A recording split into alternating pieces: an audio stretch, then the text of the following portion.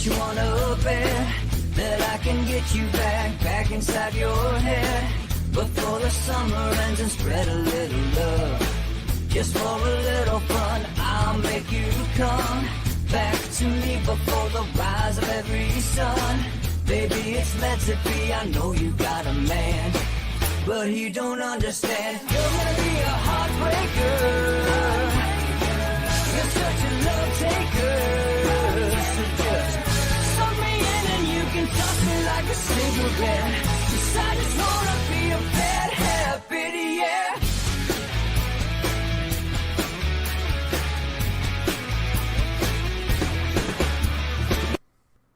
Welcome to Inside the Numbers with the People's Pundit. And now here's your host, Rich Barris. Welcome indeed. Inside the Numbers with the People's Pundit. I'm your host, Rich Barris, the People's Pundit. All right, we're going to go over a couple things today. The news, of course, we have the media going absolutely bonkers. DC is in total panic over Tucker Carlson releasing the footage, which, we'll talk about a little bit more detail later. But, and I know it's big, and people are like, oh, could you dismiss this? Well, because there's a couple things I want to stay consistent on. One is, I don't really like the idea of Tucker Carlson being the only one who got the footage. Not that I care. It's not our shtick over here. But other journalists should probably have access to that footage. The American people. Look, folks, I like the Wikileaks model. I'm smart enough to read the information. I'm smart enough to watch a video myself. After, you guys following me and commenting, we engage every day. I'm pretty confident you are as well. I just don't see the need to have this filter pass information to you from the source. And that's true, whether it's Fox News, which I hate, but Tucker, I don't. I trust Tucker to tell you the truth. Whether it's him or whether it's, let's say, Maggie Haberman, or let's say, I got to get the article, Adam Entis, Julian Barnes, and Adam Goldman, who are going to be the authors. They have the byline on the New York Times piece we're about to read right now. I don't care whether it's the New York Times, the left-wing media business model. That's the way it's been for years. So I'm not sure I like the idea of Kevin McCarthy picking up that mantle and doing it with Tucker as well. Now, that being said, Tucker obviously told you the truth. Otherwise, you would not have had a total and complete meltdown. Now, you could look at it for yourself. You could see whether he's telling you the truth or not. Was the infamous Q shaman, this violent insurrectionist running through the halls of Congress, threatening Nancy Pelosi, and Josh Hawley ran. He ran that day. Obviously, both of those are lies. But I would like the footage to be out there for everyone to see it, regardless of Tucker Carlson. Why is that? Because it's part of this overarching theme that we've been talking about and are going to talk about today. I tweeted this yesterday. Maybe some of you caught it, maybe you didn't. No matter how much information or evidence to the contrary arises, once a media disinformation or misinformation campaign, a hoax, fake news, right? Once it's been propagated and echoed and regurgitated and repeated over and over again, there is still some level of permanence to this lie in society. There will always be people who believe that Michael Brown had his hands up and said, "Don't shoot, Officer Wilson, don't shoot." That didn't happen. There will always be people who believed that Donald Trump colluded with Vladimir Putin to steal the 2016 election, even though there isn't a shred of evidence to prove that. And there will always be people who believe January 6th was a violent insurrection that egged on by Donald Trump. Police died. Did you know police died that day? Didn't happen. There was one police officer who died that day. He died of natural causes. You could see him in the video, actually. There's a level of permanence to it, though, because we're human and we're flawed. And we have these prisms that we see things through. We hear stories, right? And we filter those stories through our own belief system. And they're distorted. The information we're already getting is distorted before it goes through those filters. It's the allegory of the cave on steroids. That's what the media is. And then we get that story and we do what we do with it. And it doesn't matter if you have a post-grad I don't give a damn what your education level is. You do it too. In fact, in many instances, you do it more. And that's the sad truth of it. So in order to combat this as effectively as we can, I think that this information should be publicly available for everybody to see. Tucker should just dump the footage. Kevin McCarthy should just dump the footage. Like, people should just have the footage. Put it on. You paid for it. It's yours. You paid for it. They don't make a damn thing in that shithole town. They don't produce anything. They have no substance and no value. They are wholly and totally reliant on your generosity and your consent to spend their money, to spend your money. The least they could do is give you videotapes in some kind of repository online where you could view it yourself. By the way, look at the instance of Wikileaks. When they dumped all of Hillary Clinton's emails and they dumped the State Department cables, you were much more efficient than a news team could ever be. Instead of there being what? Well, how many people are on Tucker's team, Laura? You have the producer, you got a couple research people. I mean, it's a fairly big team for, this is Fox News and he's the flagship anchor, right? It's a really big team, and there's not just one producer. There's executive producers, Yeah, there's more junior producers, and etc. And then you have the tech team on top of that. So, but that's true. But and they did not have facial recognition software. As big as a team as Tucker has, if they had 50 people on the team, there's only 100 eyes. If you put it online and put it in like WikiLeaks did, put it in some repository where everyone can view it, now you have millions of eyes on it. Believe me, we could go through that information a lot quicker than any show could. And if I had a show, listen, again, I'm not picking on Tucker at all. If I had a show that I could only give one thing to, I'd give it to Tucker. And of course, Kevin McCarthy is trying to get a maximum impact here. So Tucker is the most viewed cable. He's the most viewed anything, as far as I know, in prime time. So if you're trying to make an impact, I get it. I understand all that. But then the information should be public because it's the only way to combat this stuff. Don't you find it funny that in 2016, there was near universal awareness and knowledge of the email story, what was in the content of the emails. Yet when we polled awareness to the Tony Bobulinski story and the Hunter Biden laptop story before 2020, it was, 70%, 70, 74%, depending on the state. Meanwhile, in 2016, it was in the 90s when we asked about the Hillary Clinton email scandal. Well, of course, because it was publicly available information. And people weren't trusting whether or not, because nobody ever questioned the veracity of the emails, right? Or the cables. Nobody ever questioned them. If you give it to an outlet, then all of a sudden, and you could see it go to Twitter right now, folks. Fox News is being mocked like crazy. It just fell off the trend, but it was because now they can attack Fox News, and then it becomes that story. If you just had a repository, it was dumped.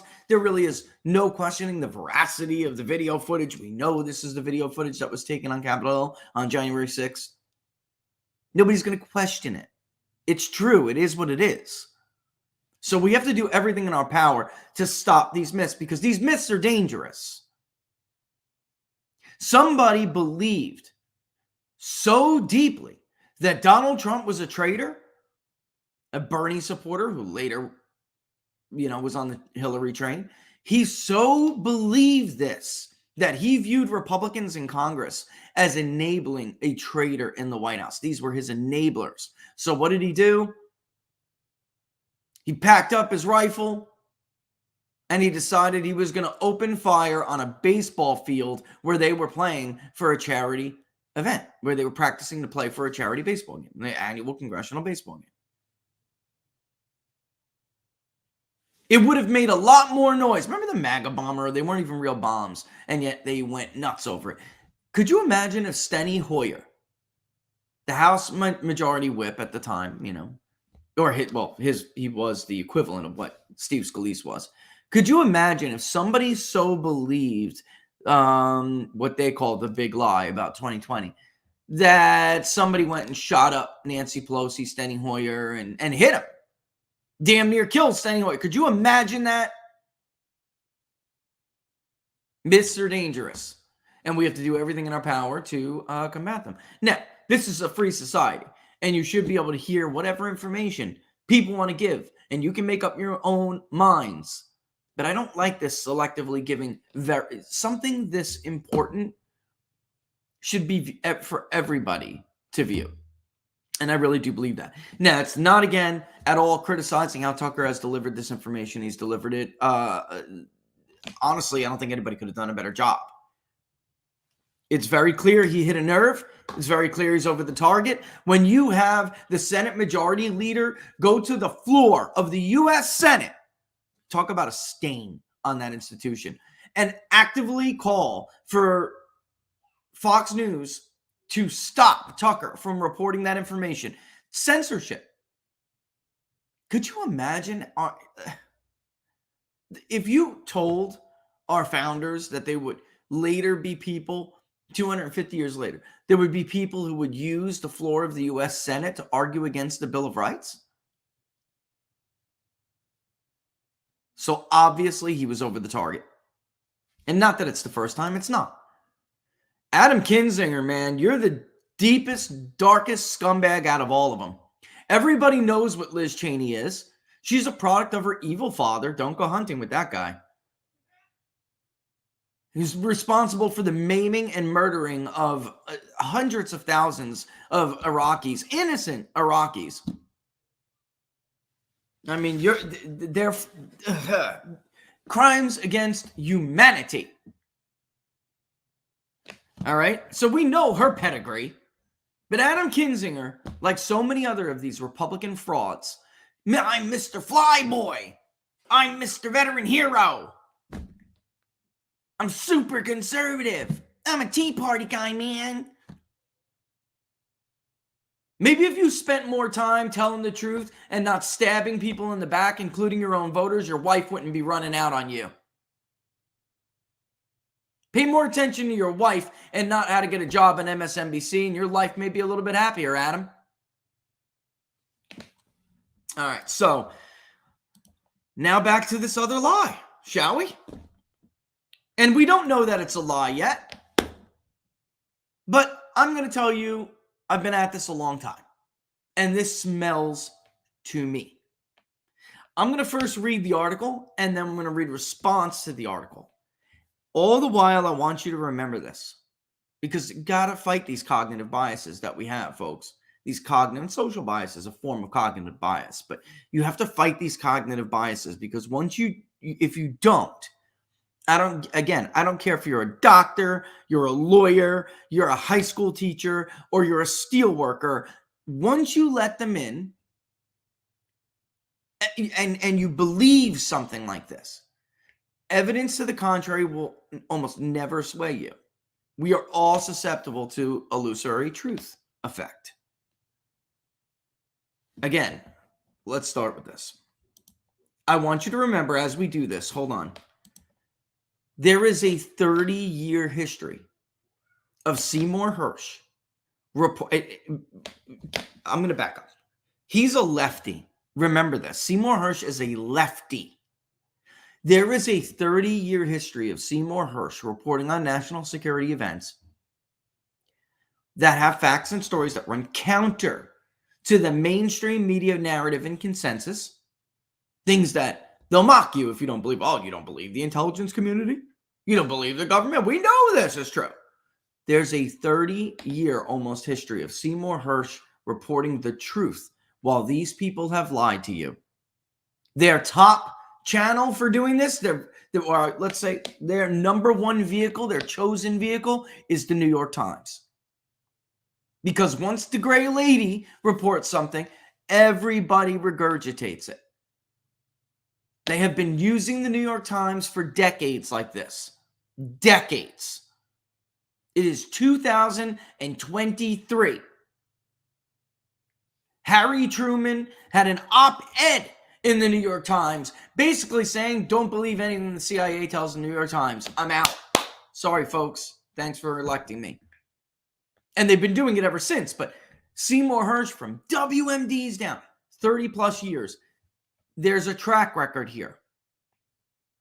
If Seymour Hersh, who, by the way, worked at the New York Times and was reporting all of this stuff that the New York Times wasn't supporting, they were beating the war drum and they were pushing everything the Bush administration and the U.S. intel community told them. Didn't matter if it was true or not. Anthrax, yellow cake, WMD, weapons programs, development programs, all lies. Seymour Hersh, there is no connection from Saddam Hussein to Al Qaeda. New York Times, yes, there is. The U.S. Attorney said, the U.S. intelligence community sets up. Didn't you hear about that New York, that yellow cake they were going to use to build a dirty bomb to set off in the subway in New York? Seymour Hersh going, that's absolutely not true. And on and on and on. Honestly, at this point, if you don't know this history, you should educate yourself on it. But also, if you believe the New York Times, who is, both are anonymously sourced, but the truth is, there's a track record that you could look back on and say, can I trust this person or these people or this institution when they say they've anonymously sourced a story? And this is what that source says. The history suggests that, yeah, you can trust Seymour Hersh. He's made mistakes. Everyone has. Big mistakes like this? No. Abu Ghraib, which they tried to cover up for, by the way. I completely forgot about that one. And then you have, on the other hand, the New York Times, who gives themselves awards, this community in general, they give themselves awards for reporting hoaxes. Maggie Haberman, reporting all the while in that dossier, then seriously telling New York Times readers that she did not know that her anonymous source, who was Adam Schiff, her anonymous source didn't make her aware that the dossier was funded by the DNC and the Clinton campaign. Give me a break. They have no credibility. Now, if somebody wanted to go on the record, then maybe I would give them a little bit more weight. But if it's a choice between Seymour Hersh, who has a very long record of telling me the truth when others don't, very long record, when the whole world is lying to you, this guy has told you the truth in a little whisper that they try to drown out, screaming and clapping like seals. And then you have the New York Times. So let's go through this. And then we're going to read a response. And it's not from Seymour Hersh. It's from somebody else. But he pokes mad holes in the New York Times story. And again, Andrew the Kelp. Rich, my guy, Seymour Hersh, broke the My Lai Massacre story 51 years ago on January 22nd, 1972 in the New Yorker. Wow, that's a trip down memory lane. And you know what, Andrew? I'm not even trying to say that he didn't have great scoops before 30 years. I'm saying that he really began to butt heads with the New York Times, and let's call them the intel mouthpieces at the New York Times, the Washington Post, right? CNN, and all of these people. They really took the mantle up for the U.S. intel community to beat the war drums after the Clinton administration. And Seymour Hersh was the only one. And he even worked for the New York Times at the time.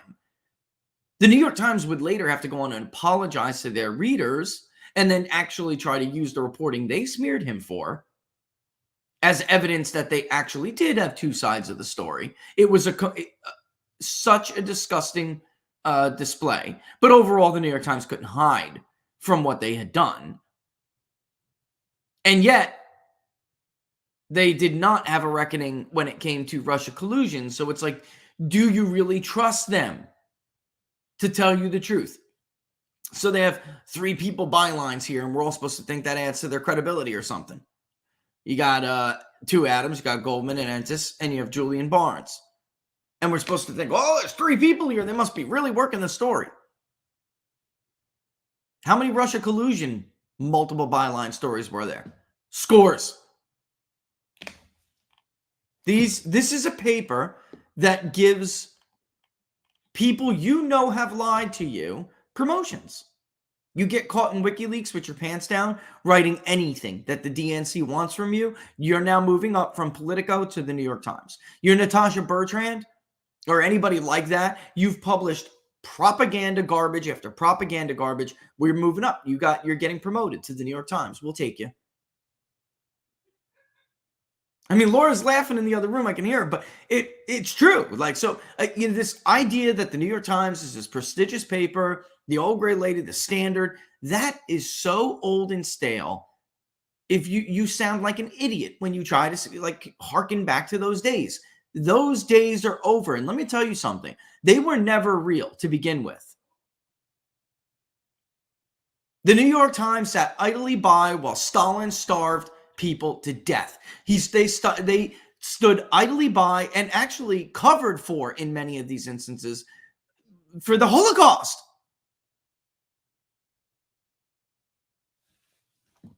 Carlos Slim. That's another era. That's great. Rubbing elbows with narcos.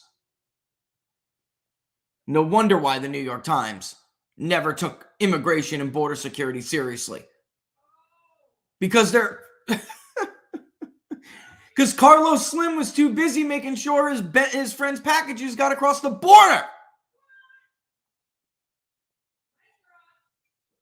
Sick of this crap. I'm so sick of these people. I really am. They're your enemy. They have no incentive to tell you the truth. And the people who work for them have no incentive to try to bring you the truth and break their establishment or their status quo. There's no point for it. They will thrive within the system by regurgitating the press release that the intel community gave them. Dress it up a little bit and make it look like some investigative piece.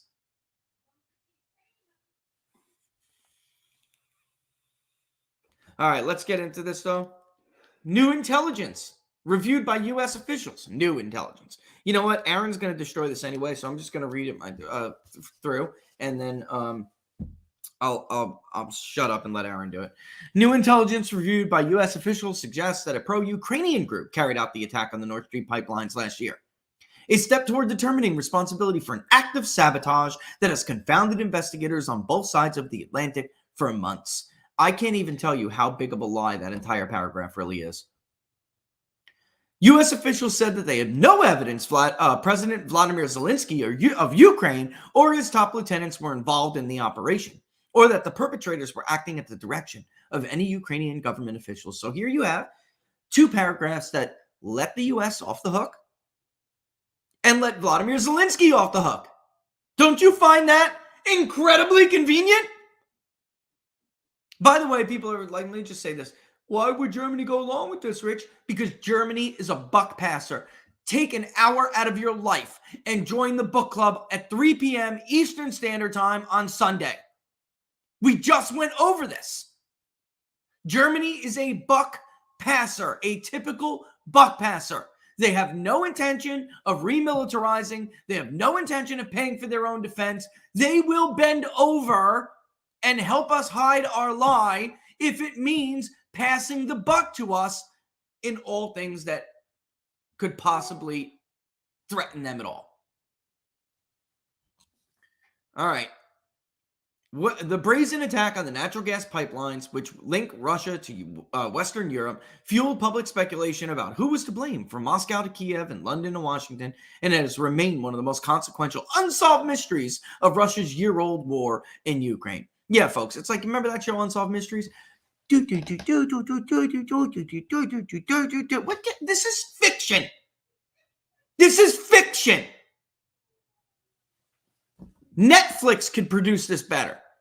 Ukraine and its allies have been seen by some officials as having the most logistical potential motive to attack the pipeline. They have opposed the project for years, calling it a national security threat because it would allow Russia to sell gas more easily to Europe. I gotta stop.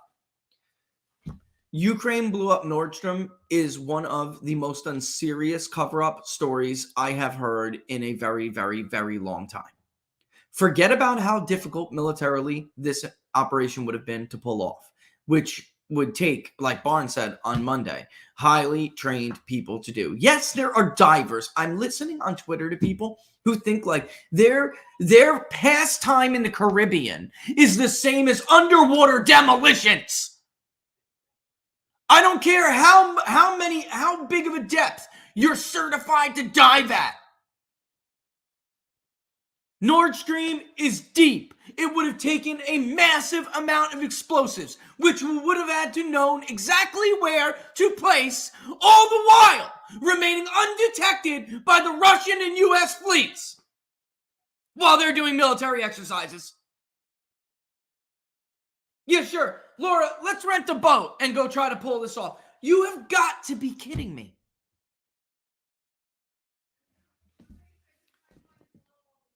Because, folks, this isn't amateur diving school. I don't care so you can freaking grab a starfish 100 feet off the ocean bottom. Good for you. It doesn't make you underwater demolition qualified.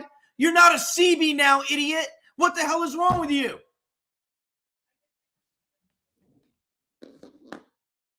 Freddy the Frog is super proud of you. You gotta be kidding me. This is such a joke. And again, all the while, maybe there are people who could figure this out. You know, these private people, maybe they could. And yet, they would still have to remain undetected from the Russian fleet. Undetected even from the United States fleet. And even if the U.S. was going to shut their mouth, as you heard in Seymour Hersh's article, they were extremely worried about how they were going to avoid detection from the Russian fleet, which is, by the way, one of the most sophisticated in the world. So they decided to try to use the exercises as a cover. It's unbelievable that people would believe this. I'm sorry. But no, do I even entertain it? No, I don't. I don't. Yeah, right. They're fishing with dynamite out there, Laura. I mean, God. Ukrainian government and military intelligence officials say they had no role in the attack and do not know who carried it out. Again, isn't it very convenient that the first couple of paragraphs aren't focused on convincing you or giving you any of the evidence or intel, which you won't get? It's just simply anonymously sourced. U.S. officials declined to disclose the nature of the intelligence, how it was obtained, or any details of the strength of the evidence it contains. Folks, is this serious? Laura, when I was the editor of PPD, would I have let this even go out? No way. No way. And we do anonymously sourced stuff when we have it knocked down solid, but you have to have something that corroborates what you're saying, even if you don't have an anonymous source going on board. Or they could say, listen, this is a high degree of confidence, and I point you to this to corroborate it, right? And then you can, and then you feel comfortable that this source who wants to remain anonymous is really telling you the truth. Maybe they give you some documents, right? And whatever they're claiming, they're doing it with a high degree of certainty. Otherwise, you wouldn't be going to print with it. This is unbelievable. U.S. officials declined to disclose the nature of the intelligence, how it was obtained, or any of the details of the strength of the evidence it contains. Does that headline represent the core of this story? No. No.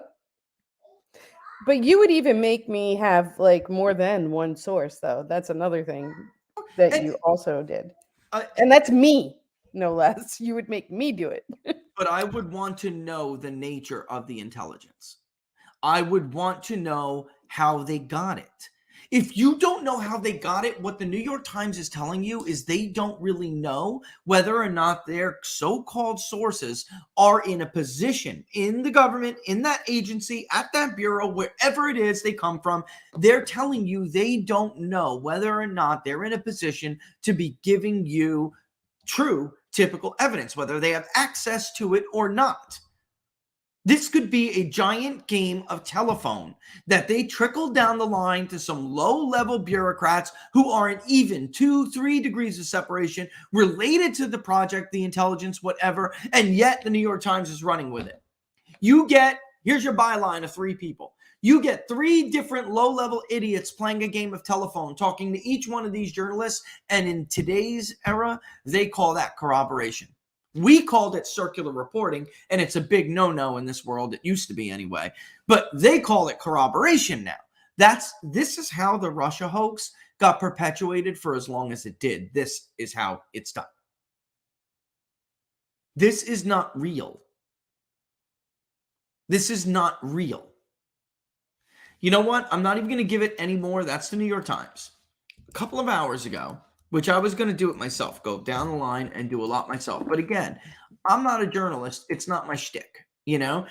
Aaron Mate is a journalist. And again, I'm sticking to left-wing sources here. He is a lefty, even though so many people have called him Putin. He's a Putin asset. He's a Russian agent, blah, blah, blah, because he didn't go along with the Russia collusion hoax. It was a hoax. He knew it was a hoax, and he didn't have he didn't think it was good luck.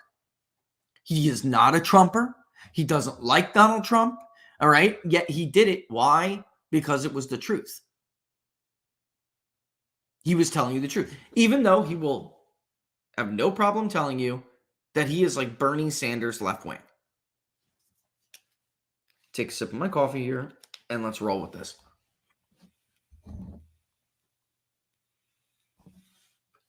In the Nord Stream attack, U.S. officials use proxy media to blame proxy Ukraine.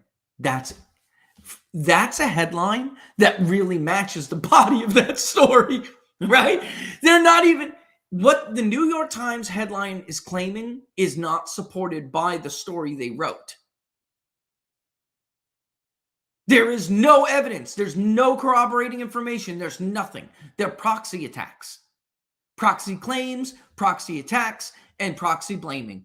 That's exactly what's going on there. He nailed it. In Nord Stream attack, U.S. officials use proxy media to blame proxy Ukraine. 1 month after Seymour Hersh reported that the U.S. blew up the Nord Stream pipelines, U.S. officials find a scapegoat in Ukraine and stenographers in the New York Times. Bravo, Aaron. Bravo. Because I couldn't have found better adjectives. He's a journalist. That's probably why. I'm a pollster. It's not my shtick. You know, you're not going to find me, writing poems as good as a Telltale Heart late at night. I'm just not as good at it. He is. That's his job. That's who he is. So good for him. Although I am quite the songwriter. Right, Laura?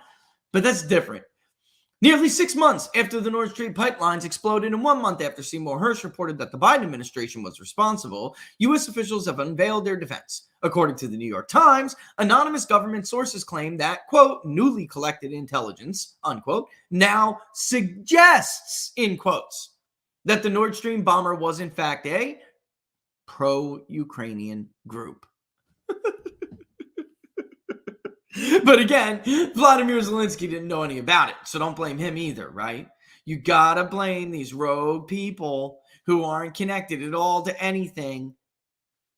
Oh my God. I honestly, folks, I find it not even funny anymore how gullible the public is getting in this country. The only confirmed, quote, intelligence about this supposed group is that U.S. officials have none to offer about them.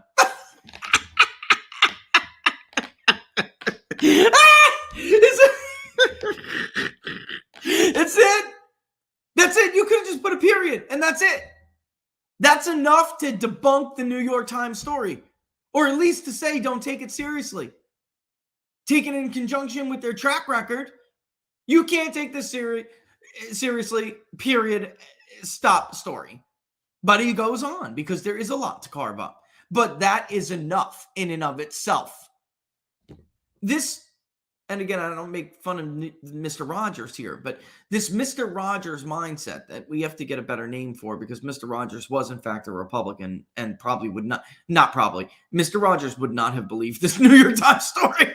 Okay. So I have to find a better name for it but you know what I'm saying? The mentality, it's like, it's a beautiful day in the neighborhood.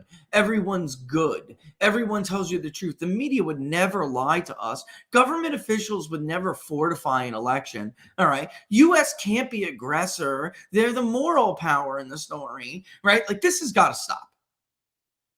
There is no place for moralism in foreign policy. None. Because there aren't good or bad nations. All governments are very much bad. And the people may or may not be checking that bad better than other nations. That's it. But there is no morally superior nation, because if there is, then there is never-ending justification for never-ending war. You can never be wrong. If the U.S. or anyone is always right and the other nation is always wrong, then we never have a moral reason to respect their sovereignty and their borders. Therefore, aggression is always right. Folks, if you think that's unpatriotic or something, that's the lie they told you to get you in Iraq. Saddam Hussein was a bad man. He was an evil man. Don't you remember his soldiers threw babies out of incubators 10 years ago? I mean, how many of this stuff let me ask you, how much of this garbage, and I'm going to use the word garbage instead of another word I was going to use that would have been vile and my wife would have yelled at me for, how much of this garbage can they ram down your throat before you gag? U.S. officials said there was much they did not know about the perpetrators and their affiliations.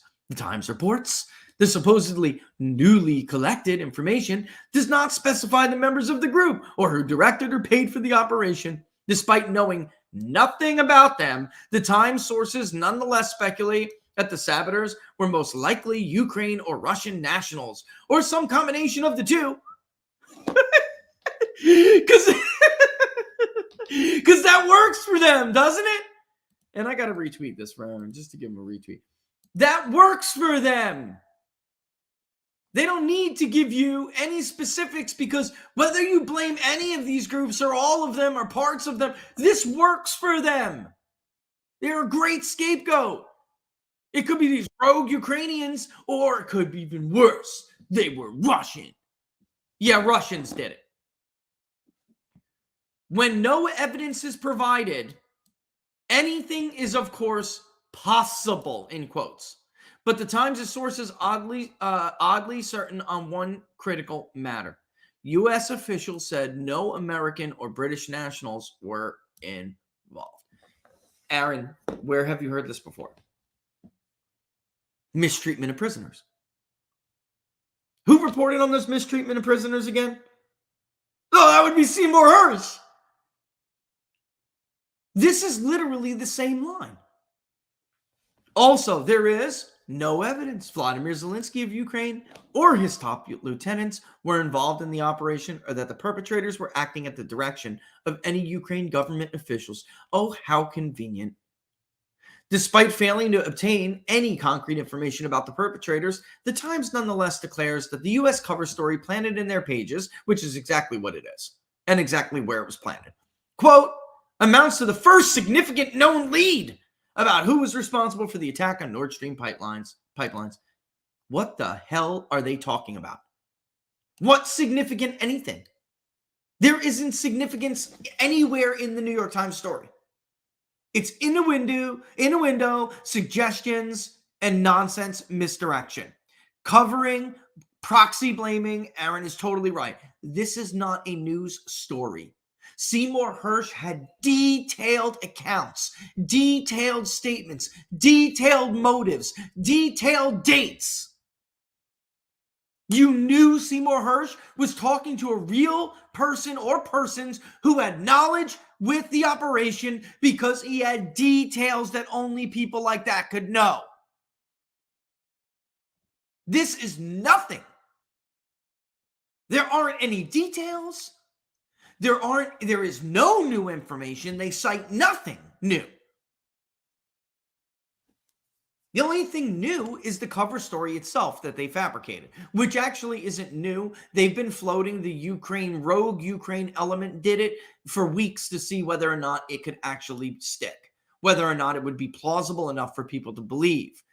And unfortunately, I actually do see some people on Twitter who, I'm not going to bust their name, but they have been anti-war in Ukraine, anti-intervention in Ukraine, even on behalf of the Ukrainians. They think the Ukrainians are wrong here. And they are pushing this because Intel and New York Times are smart enough to at least know something. There are people so anti-Ukraine that they will jump on this story because they want to believe it. Cognitive biases again, folks. They're coming through. They're creeping to the surface. They want to believe it. They built a 350,000 follower account on Twitter by attacking the Ukrainians. So, whether it's the Azov battalion, Nazi elements like that, or whatever, they built hundreds of thousands of followers on Twitter. So the intelligence community is smart enough to at least know that people like that guy are going to jump on this. You know what? Yep. It's plausible. It's possible. Yep, this could happen. All the more reason not to intervene in Ukraine. Those people don't deserve it. Cognitive biases. Somewhere along the line, the truth becomes less important. What we want to believe, what would help us to be true, what we have to gain if something like this could be true, that all of a sudden becomes more important than ferreting out the truth. It is clear why the Times has deemed their evidence-free lead, again, evidence-free lead, to be significant, and not, by contrast, the Hersh story that came 4 weeks earlier. Not only does Hersh's reporting predate the Times, but his story contained extensive detail about how the U.S. planned and executed the Nord Stream explosions. This, again, folks, is the difference. And I'm telling you, as somebody who worked for an editor, these are the things as an editor, in multiple places, that's what you're looking for. Details. You have someone who comes to you and says, this has to stay anonymously sourced. I can't put these people out there. Okay, well then there's something I need to corroborate this. Nowhere in the New York Times story is there any detail, forget about extensive detail, but any information, details, or whatever that not only suggests, but certainly confirm that the people they are talking to have first-hand knowledge and information about this intelligence or about these operations or what. There's nothing in the New York Times story like that, folks. Seymour Hersh's story, like I said before, is loaded with it. And it looks like from more than one source. By contrast, and hold time out.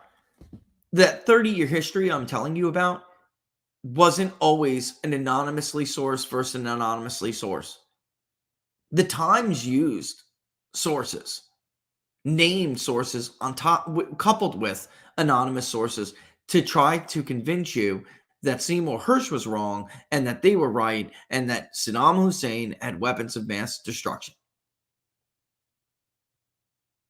They used named sources back then. The Times has no information about its newfound perpetrators or about any other aspect of its, quote, significant lead. And we don't have to deal with this. The Times states, according to U.S. officials, admit that there are no firm conclusions, quote, unquote, to be drawn. But does their headline suggest there are no firm conclusions? No, their headline suggests that the intel community is, basically tying it up in a bow, but that for the most part, they got it down and that Ukraine group did it. It was not the United States. And that there are enormous gaps in what U.S. spy agencies and their European partners knew about what transpired. For that apparent reason, U.S. officials who have been briefed on the intelligence are divided about how much weight to put on the new information. Okay. You do understand what they mean there. This new information, which they're keeping a secret, that they're not telling you about, it's significant, yet there's nothing significant about it. The New York Times writes an entire story about it, and yet they throw these little things in the story, basically saying that even the people who are supposedly our sources aren't sure whether or not there's weight to it. Folks, you got to be kidding me.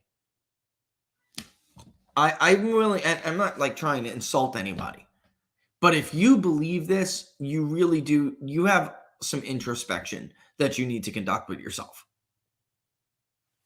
You have to ask yourself, why am I so easily duped?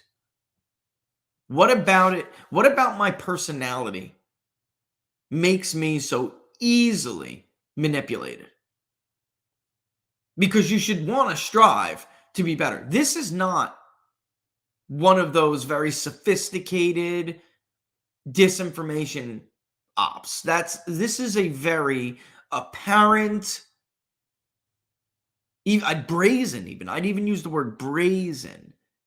They think you're so stupid, they're not even trying their best here.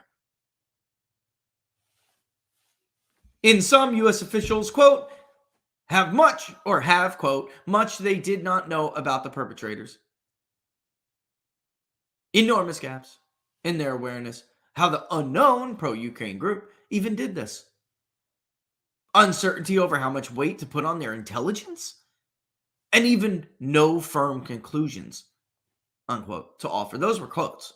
Moreover, all of this supposed U.S. intelligence happens to have been newly collected after one of the most accomplished journalists in history published a detailed report on how U.S. intelligence plotted and conducted the bombing. Given the absence of evidence and curious timing, a reasonable conclusion is not that a Ukrainian proxy force was the culprit, but that the U.S. is now using its Ukrainian proxy as a scapegoat. And we're going to... Damn, it's 12:48 already. But it's important. I need to spend time in the story, not because of the story itself, but because of how when we talk about public opinion, you'll ask me to poll something, and you guys will say, how on earth can people believe that? Or like, or at least a majority of you would say that. Like, who are these 9%? Who are these 25%? Sometimes, folks, this stuff could even get to a majority. For a long time, a majority believed Darren Wilson shot Michael Brown without being justified. Coffee. For a long time, independents all across this country really believed that Donald Trump probably had ties to Russia and that he used those ties to do something to the election. This is important. And it's also important because these people are trying to get us in World War III with this bull.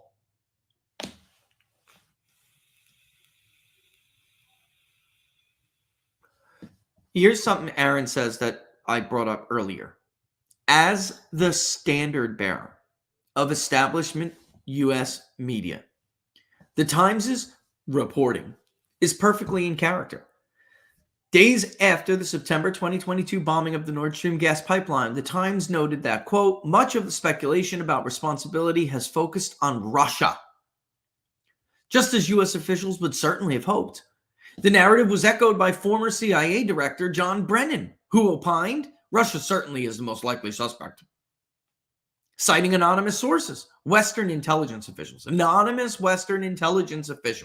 CNN claimed that, quote, European security officials observed Russian Navy ships in vicinity of Nord Stream pipeline leaks, thus casting, quote, further suspicion on Russia, which is seen by European and U.S. officials as the only actor in the region believed to have both the capability and the motivation to deliberately damage the pipelines. Stop! Pause!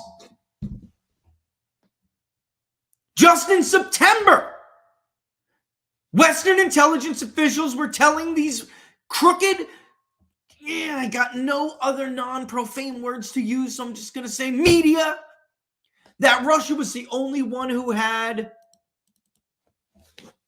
what's that highlighted word? Capability. But now we're supposed to believe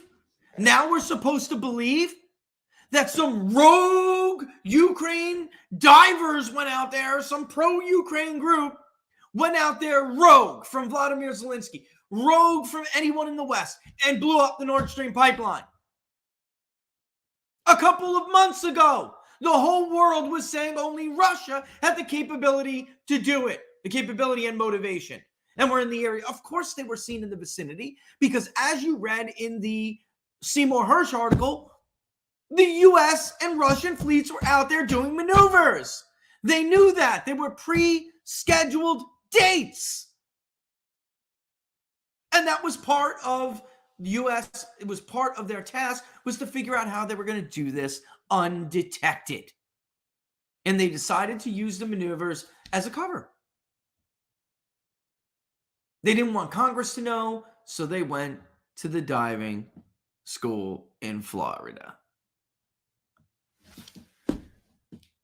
Folks, again, I'm putting it back up so I can show you the highlighted word. For all of these people who now think, because you're certified for diving a couple hundred, meters under the water or something, that all of a sudden that this is something anybody could pull off because they, have a pastime in the, off the coast of California. It's ridiculous. I've gone real deep in the Mariana Trench. It's not exactly the same thing.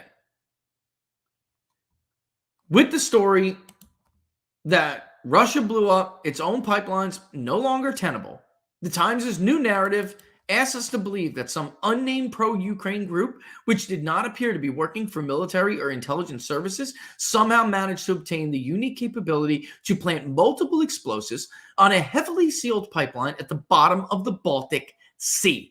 Again, without being, and this is something everyone keeps forgetting, without being detected by the Russian or U.S. fleets.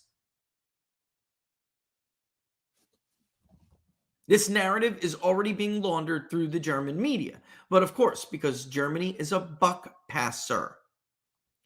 Hours after the Times story broke, the German outlet, I'm not even going to try, came out with the story sourced to German officials that claims the bombing operation was carried out by a group of 6 people, including just 2 divers. These supposed perpetrators, who are told, arrived at the crime scene via a yacht, apparently owned by 2 Ukrainians that departed Germany. How a yacht managed to carry the equipment and explosives needed for the operation is left unexplained because they think you're freaking stupid. And the fact of the matter is, it's not stupid, it's ignorant on behalf of some of people. They just don't know what it would take to carry out an operation like this or to elude Russian sonar or Russian detection capabilities, which, again, as was reported just as recently as last year, that Russia's naval capabilities now are way beyond what we thought. Their navy is the threat, not the army. You don't remember this? Forget about the carrier killer from China. Russia's going to be able to detect us coming a mile away and destroy the fleet. Yet, 2 Ukrainian yacht owners carried hundreds of pounds of explosives into the Baltic Sea, tied it to 2 divers. They took multiple trips up and down from the yacht, bringing hundreds of pounds of explosives with them, total in total, trip to trip. What were they doing? Like playing relay race? Were they playing tag? You're it? Come on, got the next load. I'm diving down. Somebody swap my tank out. You want to do me a favor and tie off that, those plastics to my ankle, please? I mean, are you serious? All the while, what? While their friends sat with a couple fishing poles pretending to be out there looking for, like, what the hell even swims out there in the Baltic Sea? What do you fish for in the Baltic? Other than crustaceans. I don't know. I'm being serious. I don't know. Like, what would be your cover story being out there? Because in the Seymour Hersh article, he elaborated in great detail about how that cover story was plotted out. The saboteurs somehow possess the capability to carry out a deep-sea bombing, but not the awareness to properly clean up after their floating crime scene? The boat was returned to the owner in an uncleaned condition, which allowed investigators to discover traces of explosives on the table in the cabin. Oh my God. Should this lean pro-Ukraine crack team of naval commandos conduct another act of deep-sea sabotage, they will only need to hire a cleaning professional to get away with it. I can't read anymore. This is such a freaking joke. Honestly, honest to God, people, honest to God, if you believe this, you're not you're not capable of help. You're like the addict who doesn't really want to stop. And you're only going to stop when you hit rock bottom. And I don't know what rock bottom means in our little analogy, but folks, it can't be good. Because honest to God, they probably found, Laura, they probably, had some kind of like, terror group or organized crime group or something that, had definitely can get their hand on explosives. And they made for a good scapegoat. So they decided to, make sure that was all very, very nicely detected on their cabin tabletop. It's such a joke. So somehow, folks, they carried this entire operation out, yet forgot to wipe off the table. Only explosive residue that they found was in the cabin on the tabletop, even though it would have taken explosives that aren't going to sit at your coffee table. I know. I mean, the laughing in the chat. I mean, guys, it is funny. It's funny that you could seriously believe this. Just picture what they want you to picture. A couple of Ukrainian oligarchs sitting at their in the cabin of their yacht with the table that's probably as big as the desk I got right here, with a bunch of explosives in front of them. And then somehow, that's the only place they managed to detect those explosives.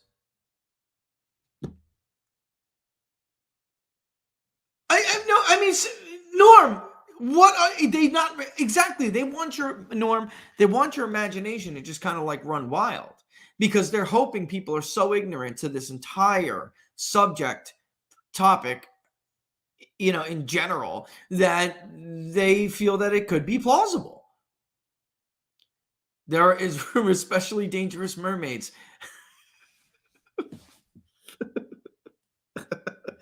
I heard those mermaids don't like Putin either. I heard Putin once waged a genocide on their forefathers. I mean, my God, let's get to it, shall we? Let's take our break. Junk news, junk science. That's what the doctors call many of these fruit and vegetable supplements that Laura and I have tried in the past. And that's junk science, because they use extracts of common produce department fruits and vegetables that have few health benefits. I take Field of Greens because it's whole organic fruit and vegetable, not a watered down supplement. And it's backed by that better health promise we talk about. Each ingredient in Field of Greens was chosen to support vital organs like heart, lungs, kidney health. Others support my immune system, blood pressure, metabolism, and healthy weight loss. I don't eat as healthy as I should. I don't think any of us do. That's why I take Field of Greens. Like me, you'll probably look and feel healthier fast and have way more energy. But your best proof will be at your next checkup, when your doctor says, Rich, whatever you're doing, folks, whatever you're doing, it's working, so keep it up.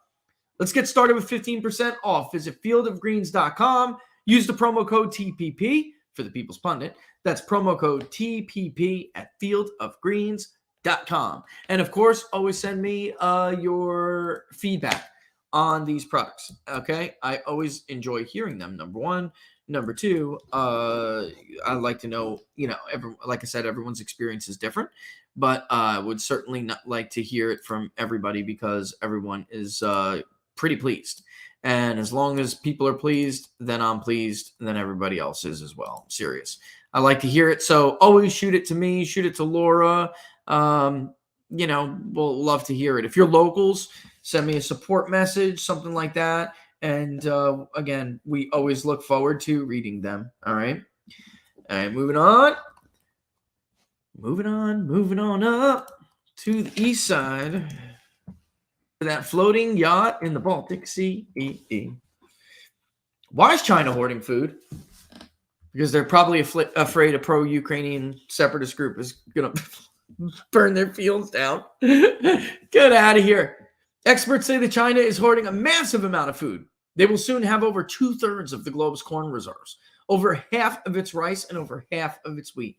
But when asked about it, China lies. One China expert said they, of course, will never admit to something like that.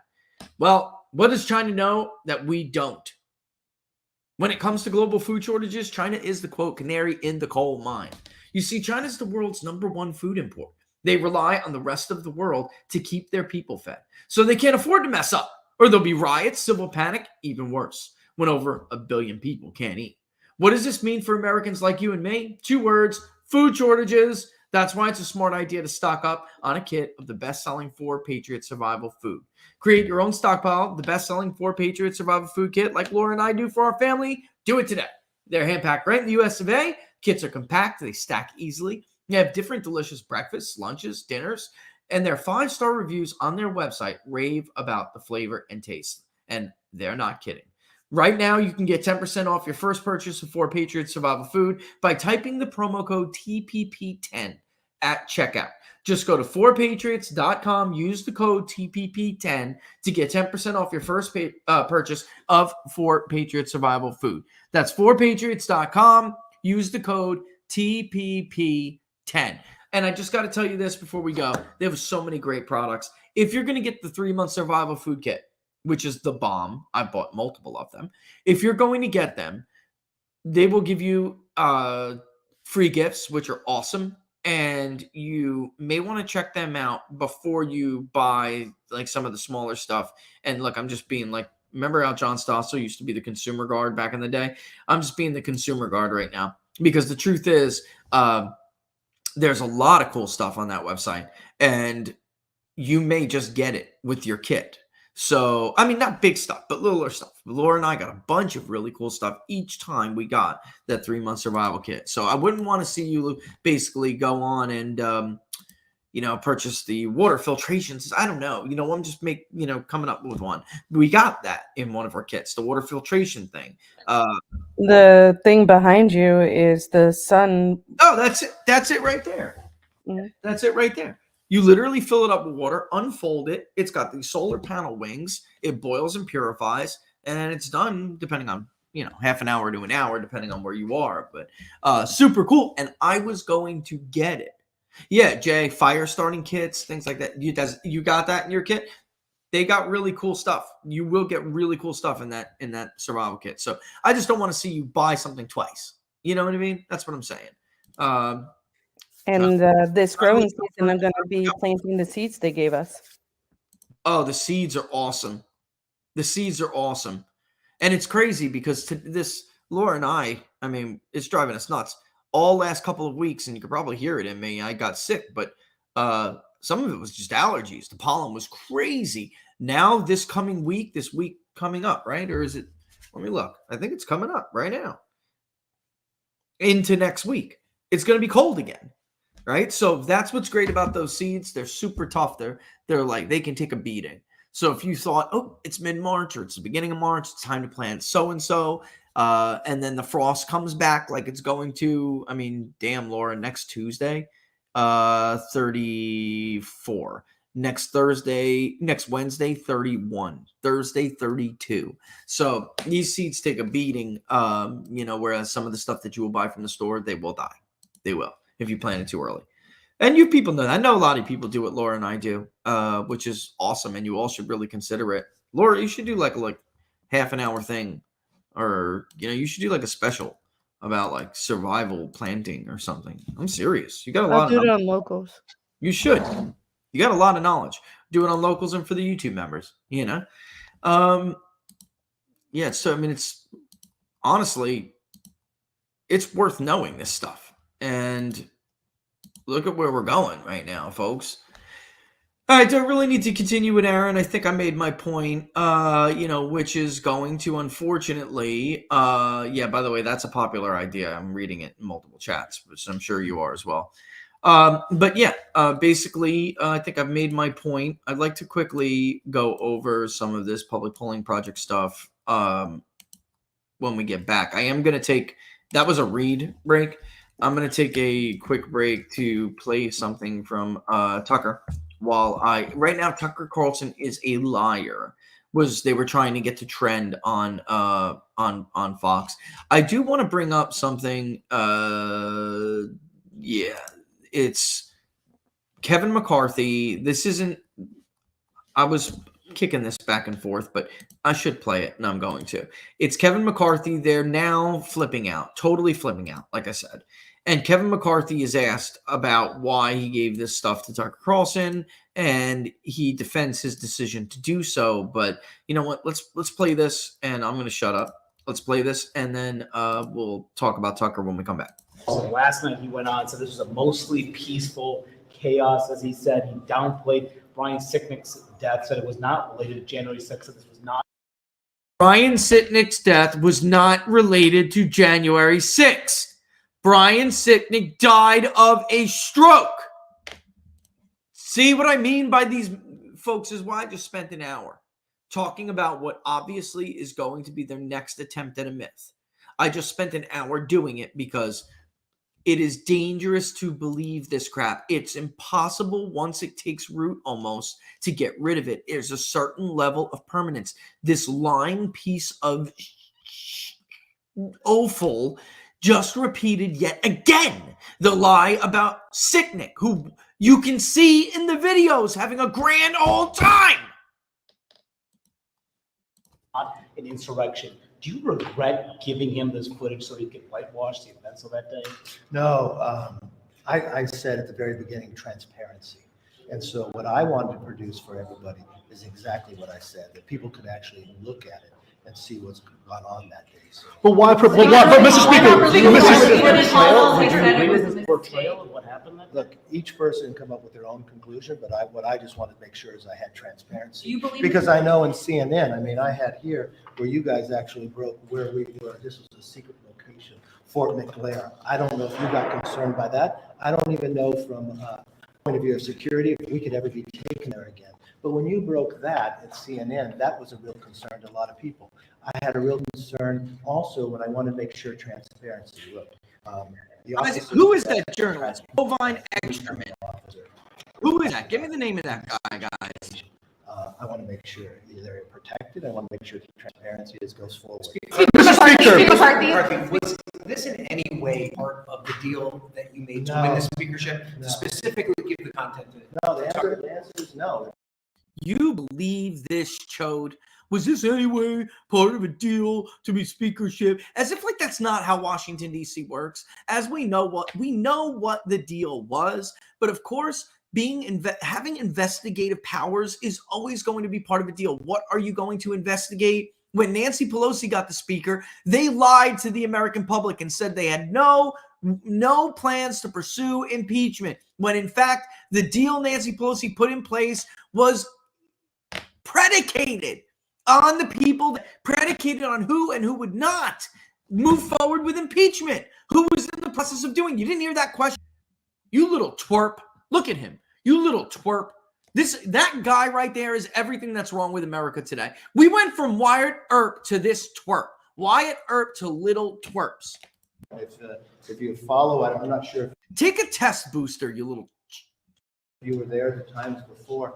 I got asked the question in a press what I would do in the process. I've watched on January 6th committee how it was only politically driven.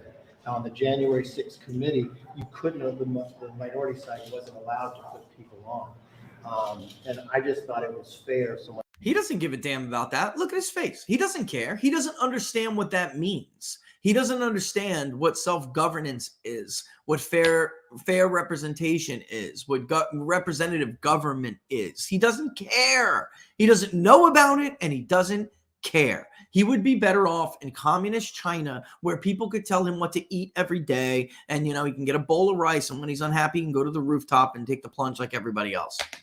when asked me a question, just transparency. So what I try to do is be able to release the information, which we'll do to everybody. I worked with the Capitol Police. I asked them for any clips on the way that they had concern with the security level. Only one of the clips did, and we were able to change that. An interesting thing the Capitol Police told us when we went through this is that January 6th never asked them about that, the security. So that's why they showed, unfortunately, Vice President Pence, when he was being escorted out, they used my office on the escort where he went out. They never asked the Capitol Police if that's showing security clearance that they shouldn't, which they didn't. They didn't ask me as well. I didn't for that. Let's stop that there. He starts to touch on something that's very, very, very important, which is why you have, and I saw Molly Hemingway from the Federalist jump on it yesterday, and others, and she retweeted an article somebody wrote that Republicans can never move on, they'll never be politically effective, and they'll never win until they get rid of Mitch McConnell. All right. So whatever you have to say about Kevin McCarthy, and you all know I've been a very, very strong critic of Kevin McCarthy. The fact of the matter is, at least Kevin McCarthy is defending his voters here. Okay. What Mitch McConnell yesterday did was run to the media and the Democratic Party and basically say, help me stab my voters in the back. Help me screw over and persecute my own people. This is why this guy, this Chinese bought stooge, is never going to be able to lead the Republican Party, and you're never going to see a Republican majority with that schmuck at the helm. It's never going to happen. Voters are never going to give Mitch McConnell the reins again. All right. So there's another reason, another thing I want to share, because why did Mitch do that? Why did he act like that? Well, I think it's pretty clear. Mitch McConnell has some culpability in what happened on January 6th, him and Nancy Pelosi both. And Trump, on multiple occasions, told them to beef up security. They refused to do so. You're going to hear now a Capitol Hill police officer who talked to Tucker last night talk about how he decided to move forward because of the lack of leadership. All right. And this is what they're trying to cover up. They don't want you to know that they let this thing happen. They were hoping that there would be riots and people hurt. They wanted people hurt. And in fact, they're probably like, you saw with Ray Epps, he lied to the January 6th committee. The January 6th committee didn't care. They used him to help get their narrative. All right. All of this is adding up to they allowed this and even pushed this thing to happen, which the media will tell you is a conspiracy theory. They attacked Rasmussen for even polling on it.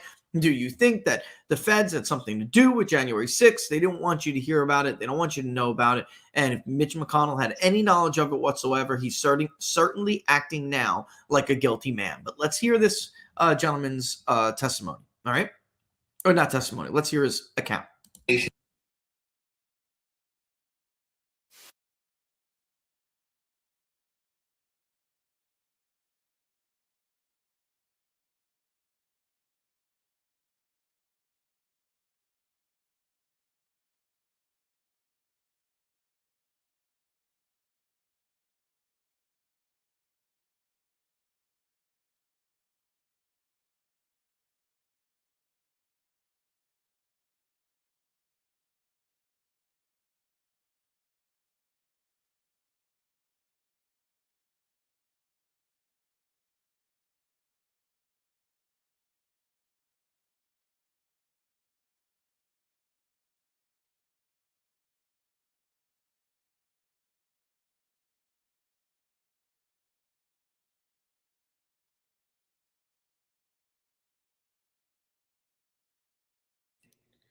They can't hear it either, baby.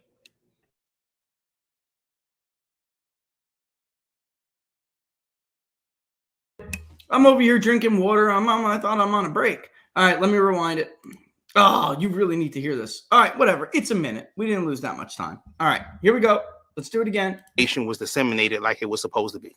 Once protesters moved inside the building, Johnson's first concern was the safety of senators. His job was to protect them.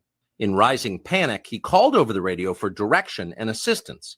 Even now, 2 years later, he is baffled by the response he got. I was requesting permission to evacuate the Senate side, the Senate chambers, because I had a clear line of sight to get them out the Senate door, and I didn't get permission. The dispatcher called a couple times to see if I can get permission. No response. With Yogananda Pittman and his other supervisors unresponsive, Johnson says he decided to begin the evacuation of senators himself. The person that I thought was going to authorize the evacuation didn't do it. I wanted to get those members of Congress out as quickly as I could. That's why I initiated, those evacuations. Me being disciplined, it wasn't as important as not getting the members of Congress and their staff to safety. Footage we reviewed seems to bolster Johnson's was disseminated. Nope, sorry, want to kill it there. Wanted to show something else because of what Jay had put up, but I think Jay's right. Oops, sorry, Laura. I think Jay's right. And I'm, of course, Jay Patel, I'm talking about you. This does have a helpful impact to Donald Trump. I can't imagine it doesn't. And I think we're starting to see some of that. Now, again, it's very early and we'll see. That's why I can't wait to pull this myself again. But not just this, not January 6th. I'm talking about the overall status of the race because without a doubt, you're seeing some significant movement here. And there is a significant poll that came out from Emerson, which I'm going to talk about here very soon. But before we get into it, what you're hearing here is an officer who wasn't getting the proper orders down through the chain from the chain of command, so decided to take action into his own hands, and he was like baffled as to why security wasn't appropriate, right? Wasn't taking appropriate moves, wasn't significant enough, and I think you have to at least entertain the possibility at this point that Mitch McConnell, Nancy Pelosi had some kind of information. They get briefings from the feds all the time, and that they took a hands-off approach in an effort to try to destroy Donald Trump. Does anybody politically, to destroy Trump politically, does anybody seriously doubt that they used January 6th as an attempt to try to finally put a stake through Trump's heart? No, right? The only question now is whether or not they had any knowledge before that suggests they made a conscious decision to make this thing turn into what it turned into or worse, right?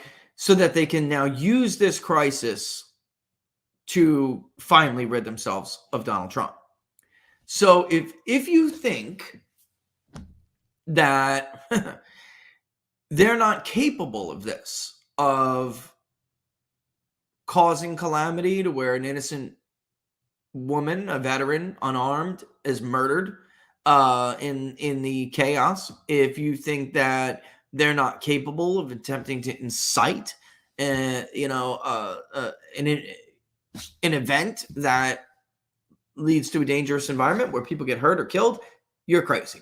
If you think that they actually care about Brian Sicknick, you're crazy. I mean, you're naive, just very, very, very naive. They absolutely have this within them. They have the evil, right? What other word is there? They have this evil inside of them, and they would definitely be willing to stage, even incite an event like this if it meant them gaining the political edge on Donald Trump for once. All right. I mean, these are people, exactly. I was just about, you took the words right out of my mouth. These are idiots who are walking us into World War III. They already walked us into 2 other world wars. You don't think they're capable of doing this? You don't think they're capable of a pandemic that's especially dangerous to a certain party's voters? Are you? Of course they are. R.J. Rummel. Death by government. It's called democide. It was the leading cause of unnatural death in the 20th century. And I suspect if it was studied before, it would have been the leading cause of unnatural death in other centuries as well. Governments kill. Governments are dangerous. That's why this one was supposed to be designed to keep it under our heel. But we've let it get out. Forget about not being under our heel. It's not even on its knees anymore. It's standing up over us, hit us in the back of the head with a baseball bat, and now is taking a piss on the back of our head. Yeah. I mean, so 121, where am I right now? How much time do I have to do this? Because I did want to get into where we were at with the public polling project. Because it's Wednesday, and I want to get in the field. We had a nice little burst because of Robert's push, and we got about 5% in of the overall goal. So remember, that means we're actually like 25%. Because the other project was overfunded, and that money has been sitting there. So instead of being at 5% or 4.9, we're really at like 24.8% funded. It's just that I have no idea whether to move it on over. I have no idea how to move it on over, so I'm just basically counting it as that. But I wanted to get into this. There's a really significant poll that was released, the two that were released. Interactive polls, my man, Dave. All right. Let's pop it up on the screen, and we'll get to this, because I do think so much is hitting people at once that I do think it is helping Trump. Like, this idea that the virus came from a lab in Wuhan. Trump said it. He was mocked.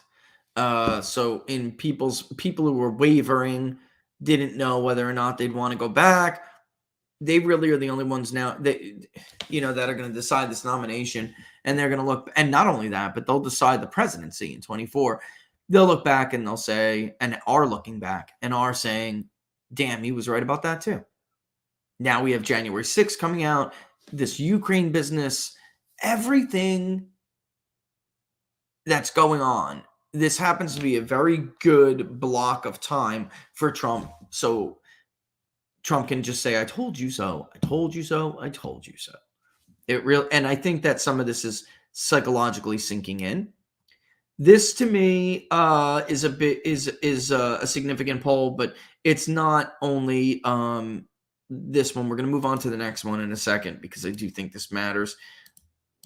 The next one perhaps even more so. But I tell you this all the time, that oh, look, panic in DC is trending. I said DC in panic. That's the anyway, they got it backwards. Probably somebody bigger than me took it and reversed it. and it's trending because of that. All right, so let's look at what we got here. Okay. Tracking the 2024 Republican primary. I guess I'm going to have to add Vivek. He is a declared candidate, right? What do you guys think? I'd like to hear. At first, I was like, look, I don't feel, and he had a killer speech. Yeah, hotcake. Yep. Very good speech at CPAC. Very. I don't know what to do here, because I feel like this is February, by the way. So, yeah, exactly. This is Darkless Fame Media. Yeah.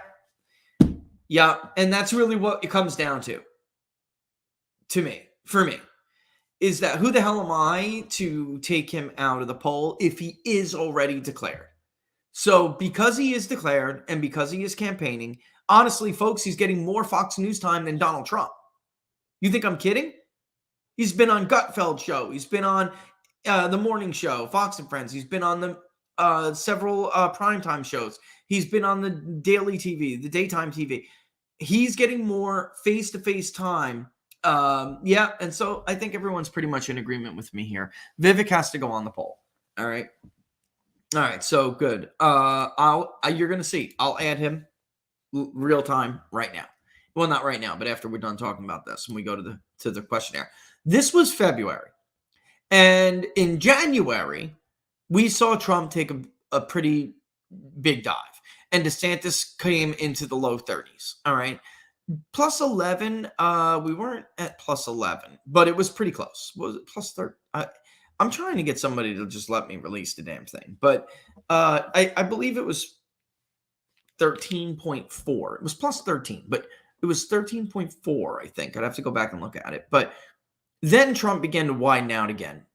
All right. So without a doubt, in January, we saw, Trump take a hit. And I think some of that had to do with ill-timed attacks on opponents at the time that didn't make sense to people. You had Republicans coming off a very disappointing win. I mean, a very disappointing performance. They did win the House, but it wasn't a win. And then also the media was blaming Trump like crazy for that. So I think all of that just kind of wrapped up together. And then you had a big win for DeSantis in Florida. All of it, kind of wrapped up together. And it hurt Trump quite a bit. And you didn't see a whole lot of movement to I don't know. What you saw was a little bit of movement to I don't know. About a fourth of that was a movement to I don't know, while 3/4 was a movement to other candidates. And most of that support went to Ron DeSantis. Then it started to slide for DeSantis. All right, any day now. There we go. So in March 7th now, With the poll was done being conducted on March 5th. In February, you can see Trump now begin to take almost a 20-point lead. And then we get to March, back to March, tracking the 2024 Republican primary. Trump posts the strongest lead yet over DeSantis in the Morning Consult poll. And they have not been a great poll for Trump or Republicans in general. And that should tell you something. They had a Democrat +6 final generic ballot. Okay. What does that tell you? They're too educated. And even when they're not too educated, they're non-college educated panelists, because it's an online panel poll. The non-college educated panelists are not representative of the true population of non-college voters in this country. If it wasn't the case, they would have gotten a lot closer with the generic ballot. We know how they were in the battlegrounds. They were among the worst 2020 polls in our top 10 worst polls of our 2020 top 10 worst polls. They were on that along with Reuters, the New York Times, Quinnipiac. And most of these guys all had the same problem, which is that they really could not find and then interview the true working class non-college vote. And that's a big, that's a big part of it. It wasn't the only part. It was a big part of it. You could see DeSantis fell 6 points while Trump gained 8. It's a big swing with no way to slice it. There's no way to sugarcoat this. It's a big swing back to Donald Trump in a poll that isn't favorable at all to Donald Trump. Pence at 7, Haley at 4. You notice Pence has been at 7 and 8. That's about it. Haley's been from 3 to 6. That's about it. And those are your top 4 candidates. Vivek is at 1%, and I expect him not to be this person right here. DeSantis is in serious trouble, and remember, he did this to himself. Barnes and I on Monday tried to explain, while it is early, you cannot beat Donald Trump until you break this giant lead he has among non-college voters. Everybody's like, well, Rich, he's doing better in some of these early primary polls. That will not last. The national polls always lead the state level polls. And where in Iowa, is that where you plan on stopping Trump? I don't think so. So New Hampshire would be your best bet. And this is not good news for Ron DeSantis. There have been other polls. Those other polls are not very good. That's just the truth. They're not. Emerson is much better at Republican primaries than others, even though they've had some missteps. It's been tough to poll these primaries. I just checked it out, Hector. This is a big friggin' lead. A big lead, 41 points. And here's what's significant to me. Sununu's in the race. I know, I've heard from donors and I've heard from people. I know for a fact there are people trying to get John Sununu in this race because they want to use the strategy Mitt Romney tried to put together in 2016 to stop Donald Trump, which is get every strong candidate in their native state to run, and then we'll figure out at the convention who the nominee is going to be. So basically, you're very typical, almost PRI-like, circa Mexico in late 80s, early 90s, heightened narco state, kind of like a selection of your presidential nominees. That's who Mitt Romney is, right? I mean, let's be real. And that's who a lot of these Republicans are. That's who they are. This is a catastrophe for Ron DeSantis. Until you break this working class lead, which Emerson is pretty good at getting. And I might note on how they did this poll, it is a mixed mode survey. It has a margin of error of 5%. But folks, when you're at 41%, these other polls are just wrong. They're just wrong. Emerson is never this wrong in a state like New Hampshire. I'm sorry. It's their neighboring state. They know what they're talking about in the Northeast. Spencer is, he could actually, and that's a great comment. I just saw it on the screen. He could, but they were thinking that Sununu would clean up. And the truth is, Sununu is popular among Republicans. He is, but against Donald Trump, you're potentially committing suicide. Ron DeSantis should stop. I like the guy's a great governor, but I don't know what he does to break this stranglehold. The truth is, Rush Limbaugh was always right. Only Trump can do it. So you don't directly challenge him. The only way you can beat him is if you just wait to see if he does something to screw himself up. because only he can break this bond. It's his wife, Russ, and you know it. It's his wife and it's others around him. If there are really two things that could happen here. He becomes his like heir apparent, like Bush was to Reagan, and you get like 12 years of MAGA, or you get 4 years of MAGA, and then somebody else may or may not win that is may or may not be MAGA. Because if DeSantis runs and loses against Trump, he's finished. He's finished.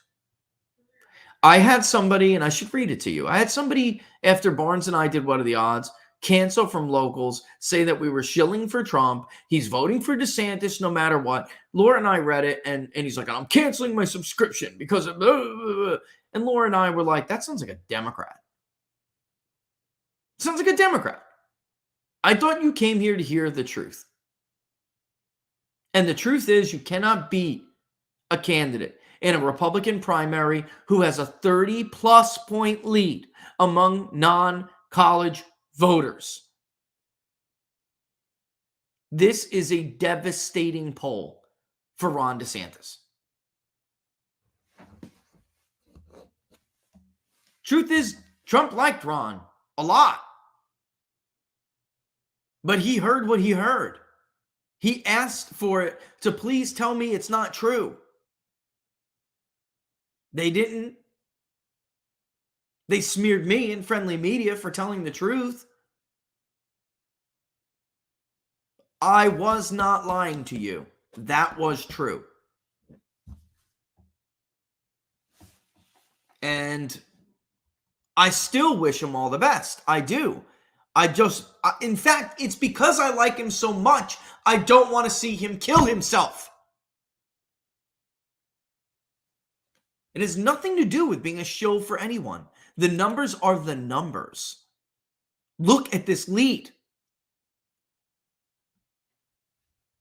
And Russ, honestly, he may have blown it. Kerry Lake could be the VP. Could be. Could be. He should have made his position clear. And I hate to tell you, but the same people who destroyed the campaigns of promising conservatives like Scott Walker and others that I can go down the line are the same ones whispering in his ear now.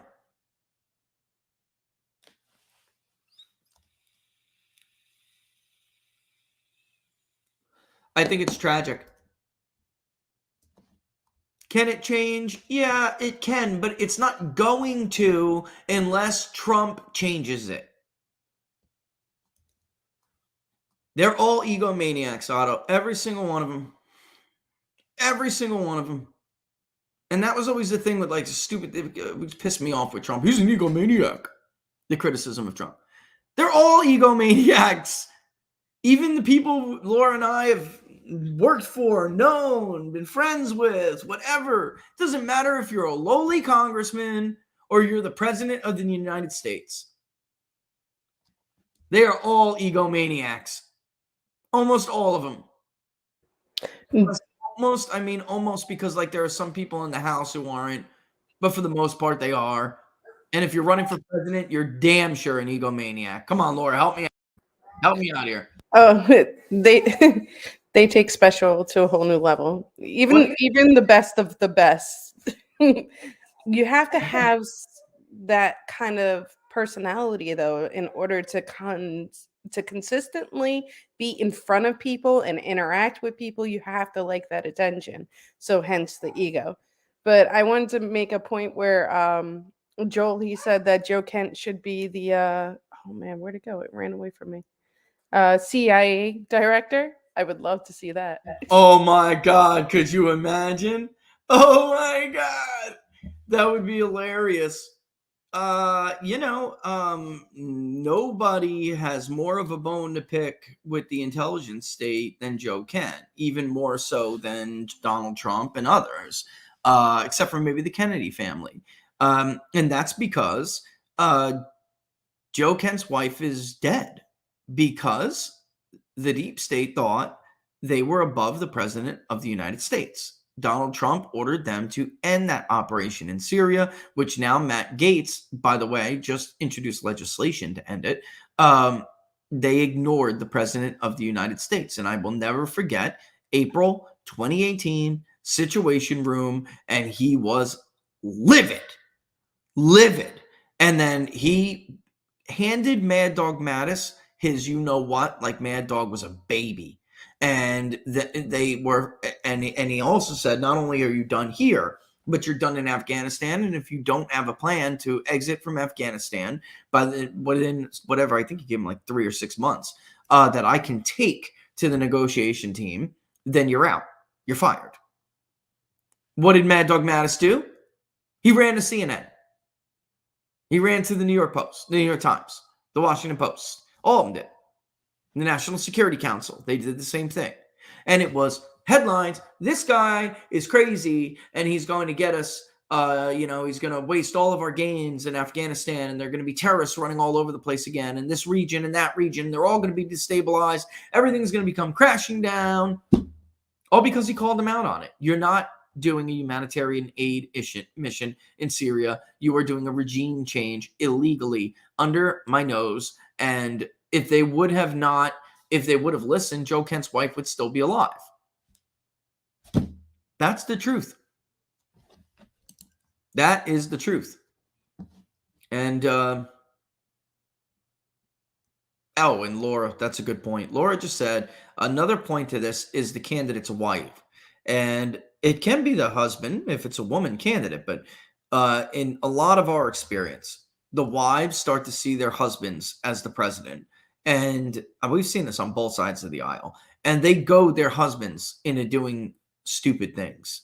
And Blondie brought that up as well. Blondie brought that up because it is true. It's absolutely true.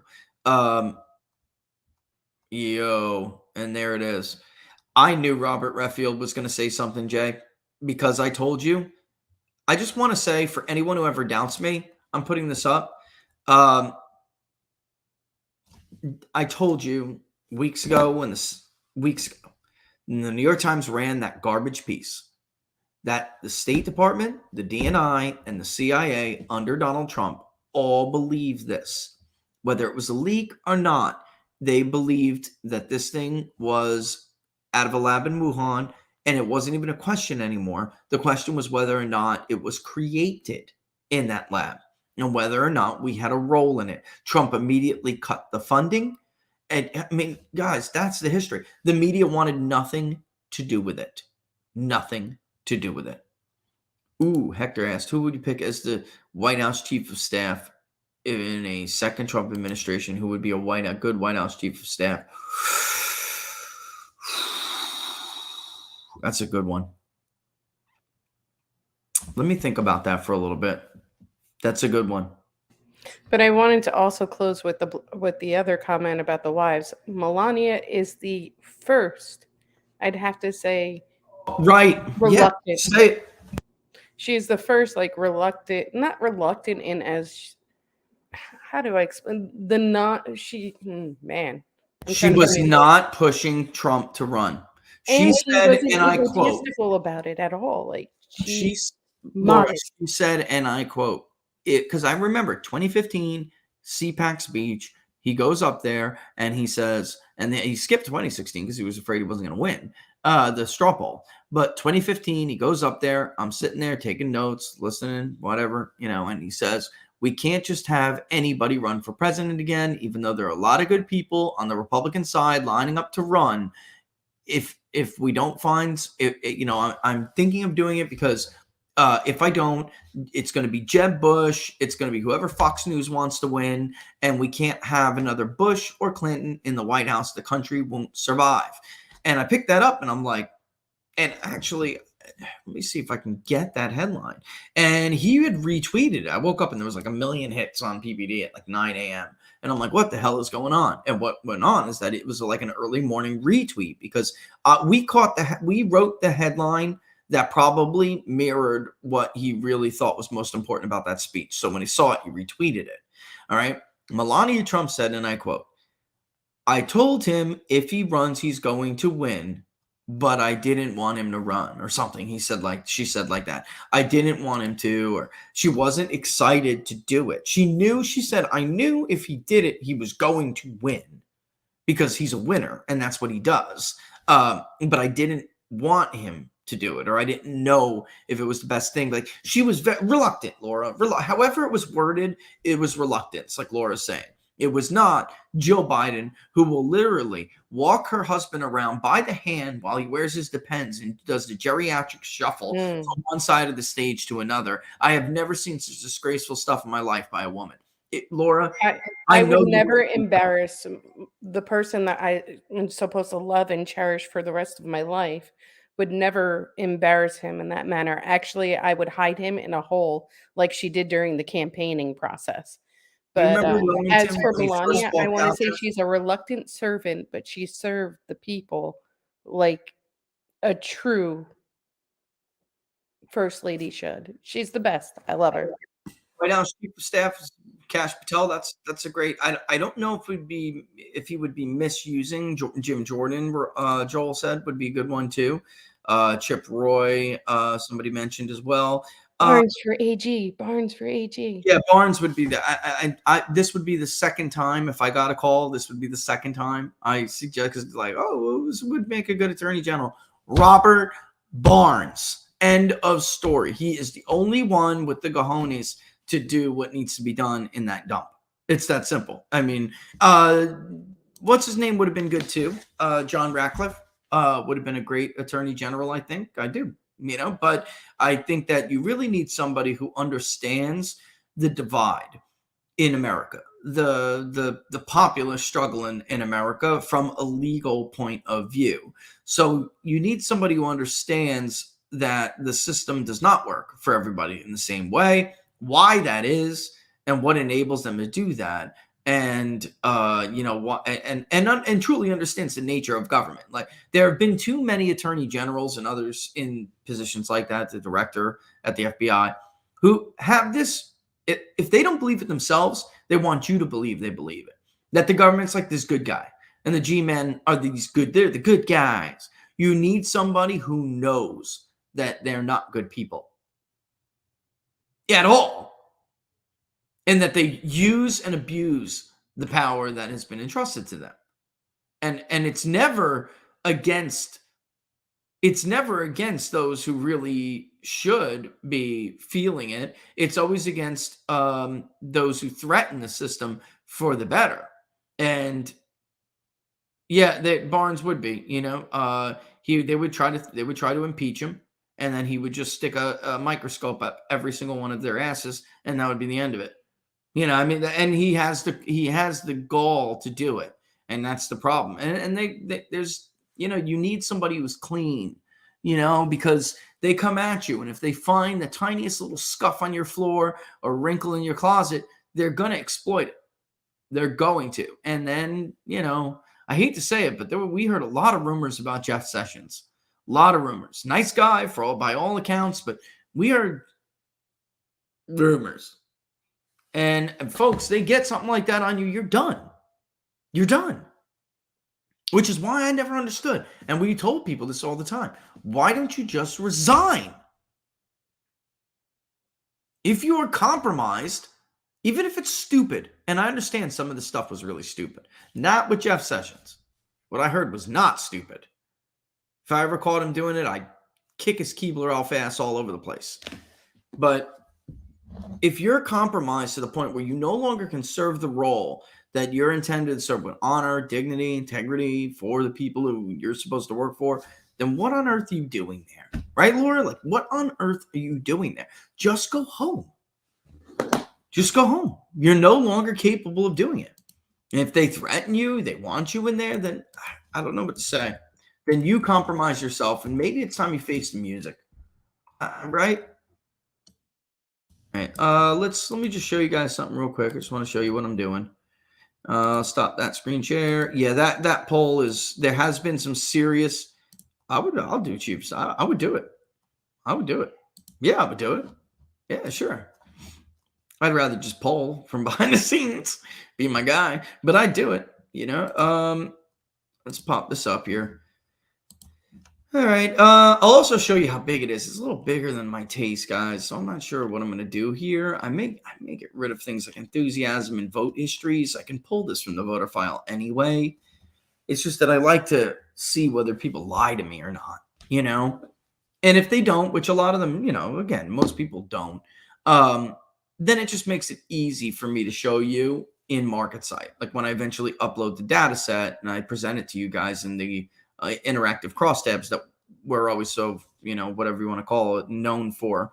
Because our crosstabs are the best. We have the best crosstabs in the business. I don't get public, private, I don't care. We have the best crosstabs in the business, period. They're interactive. You can nest. There's not a single thing you can't see. We have the best crosstabs. So I would say this isn't here. The disqualify is not here. The DQ. And that's probably because you're only going to be DQ'd if you're like certain not to vote, but you're not going to be DQ'd right away from that. We'll get a registered voter universe, and then we'll show you only likely voters later. Or both. We show both. But yeah, I don't know. Right track, wrong track. We need that. The economic confidence, voter confidence, or voter economic confidence. If you guys want to help me think of a better thing for the RVECI, I'd love to hear it. But it's a registered voter economic confidence index. All right. It is done exactly like the consumer confidence index is done. Very, very well, not exactly. Very similar. We do not use 1985, whatever it is, as a baseline. We are not relative to 1985. Although we do calculate it in relative values. So these are sub indicators. These are current condition indicators. These are future condition indicators. You get that. If you ever wanted, I could do a short video on, you know what, Laura, let's do a short video on how the registered voter economic confidence index is calculated. All right. Because a lot of people don't realize how it's done. You'll get a percentage of people who say positive, a percentage of people who say neutral, and a percentage of people who say negative. And it's a little bit more detailed, but you basically divide up the sum of the positive and negative by the positive. And then, yeah, I know it's kind of a pain. I think I did. Didn't I do a post on it? I can share with people. Let me see.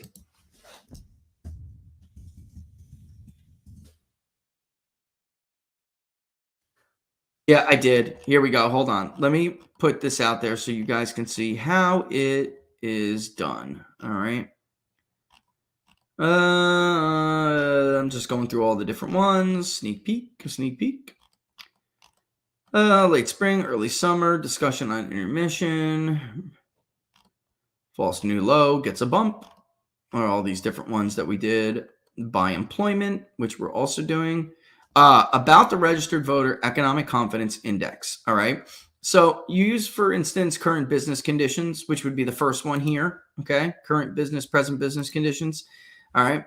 For 25%, let's say they said they had a positive view. All right. And 30.8% said they had a negative view. And I'm just making up. Well, I'm not making it up, like 31%. Right. So you would take 25 and 31 and add it together, or in this case, 30.8. That's the sum of it. So it would be, and it's in decimal, you know, you have to move the decimal over because it's a whole, you have to turn it in a whole. So it would be 0.448 in this case. All right. And then why? Because we're taking the sum of the positive and negative, which would be 55.8. And we're using that to divide the positive. So 25% said it was positive. We would divide 25 by the sum of the positive and negative, and then put it into a whole. All right.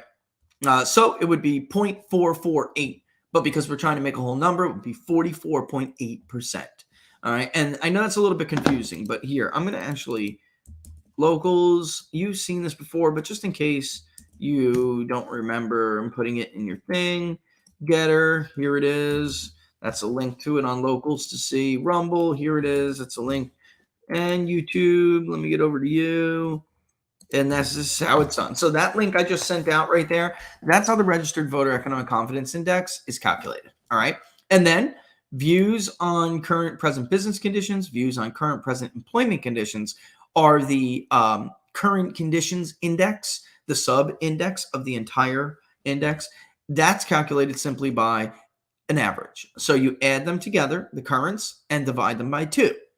With the future or the expectations index, you add the 3 for expectations together and divide them by 3.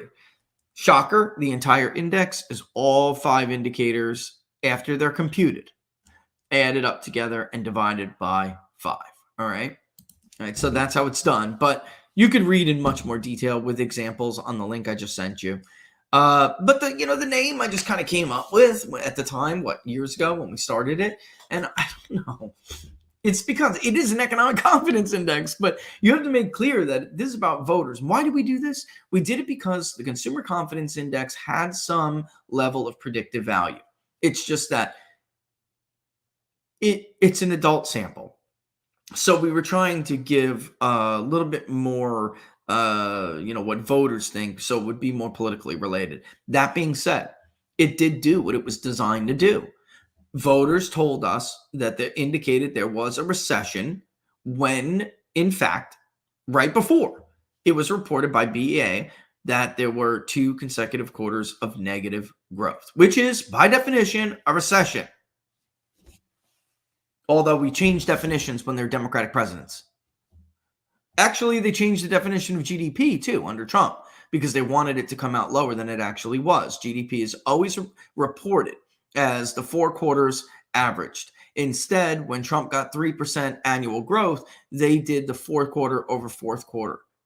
It's totally unbelievable. The only 2 people who caught it, maybe others still say they caught it, but the only 2 people who did catch it and actually requested comment from the Bureau of Economic Analysis, because we caught them, was Charles Payne of Fox Business and myself. I'll never forget that. He messaged me and he was like, "Are you looking at this? Did they do it?" I said, "Dude, did they change GDP again?" Because under Obama they did, but they changed the methodology. They didn't change how their alternate measures to report them. They didn't change how it was reported. And with Trump, they went to an alternate measure of GDP just to try to make it 1/10 of a percentage point less than it really was. Insane.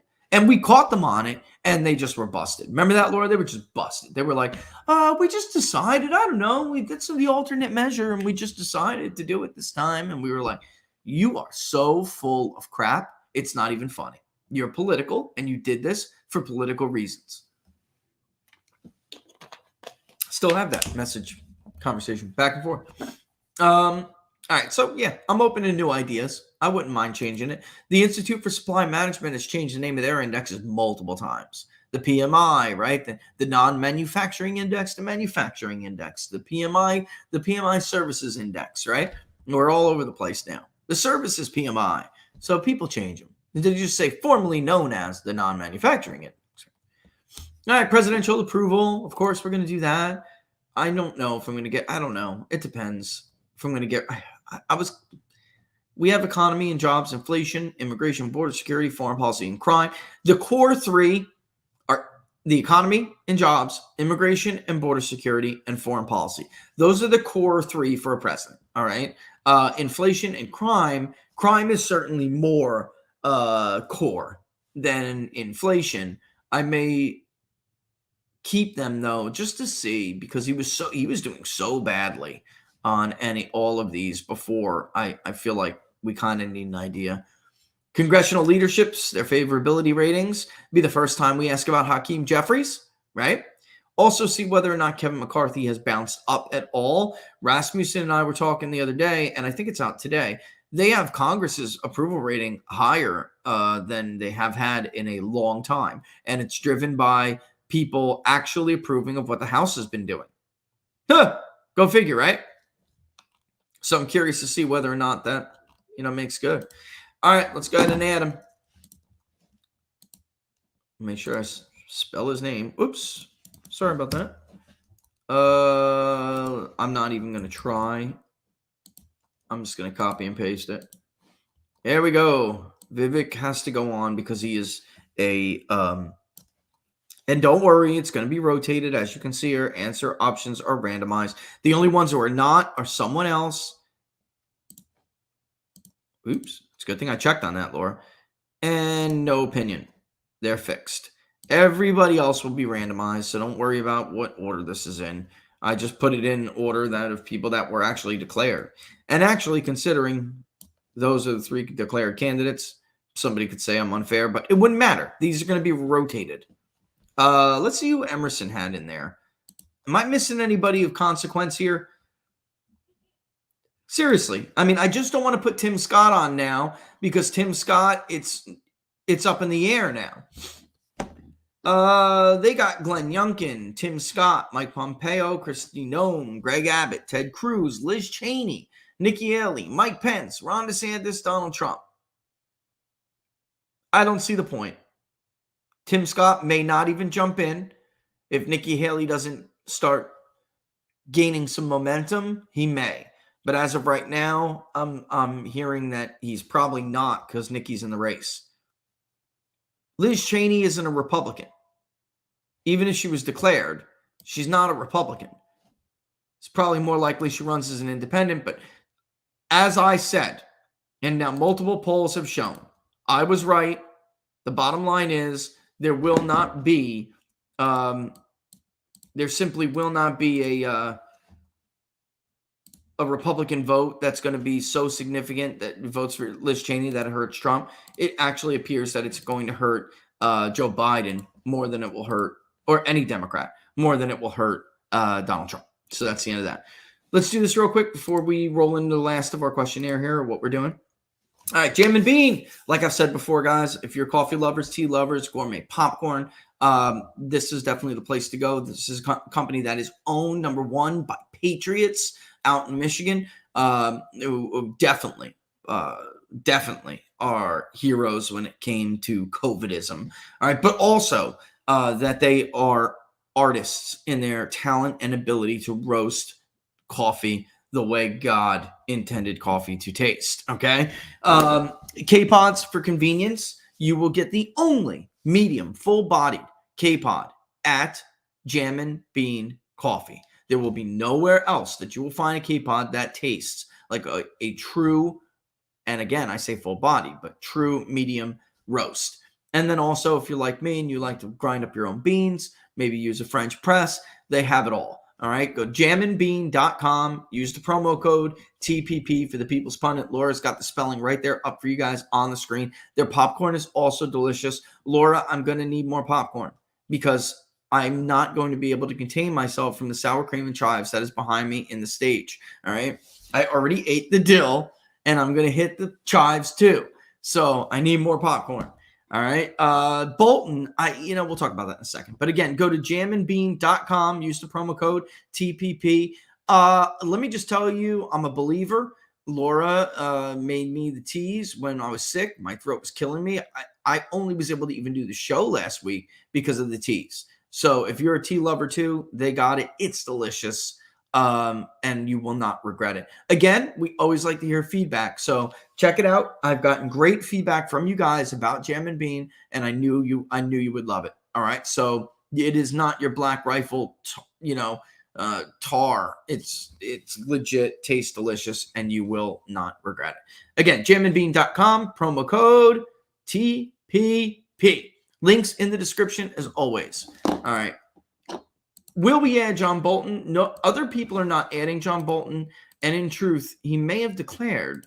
I don't know if he did or not fully yet, honestly, but that just goes to show you. I don't know that he'll qualify for ballots even. Vivek will qualify for a ballot. I'm not sure Bolton will be able to even get on the ballot. I don't know. You know what? I'll do some research on that, and I'll see what you guys think. We'll talk about it, but for right now, I don't know. Let me get up the question. So, where are you?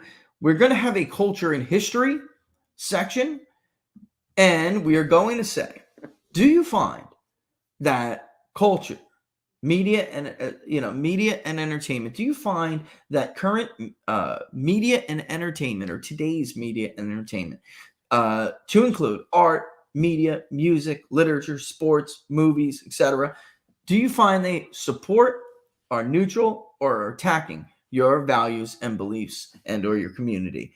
And I love that one. That came from Nancy. And I'm going to change around the wording a little bit, Nancy, of course. But when it comes to that, I want to know whether people believe media, entertainment, the humanities, right? From music to the Oscars to whatever. Do they feel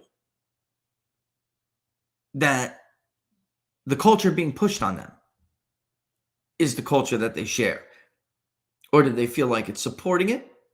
Is it indifferent toward it? Or is it attacking it? All right. And that's going to be down a little bit more. The Democratic nomination, of course, is here. We have no choice but to hypothetically put people on the Democratic nomination. No choice. All right. There's a president. I am going to add DeSantis to this. All right. But culture and history, we're going to add that. Let me just figure this out here.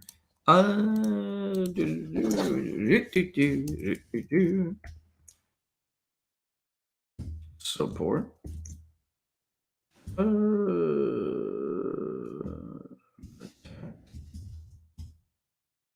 Yeah, supports, attacks, neutral. I'm going to change this a little bit. I don't know that I want to give them an option not to say anything. Regarding culture and regarding culture and humanities, let's say depicted by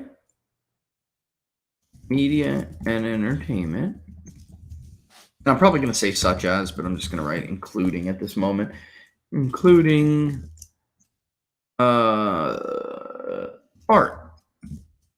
Oh, no, excuse me. Including news, music, literature.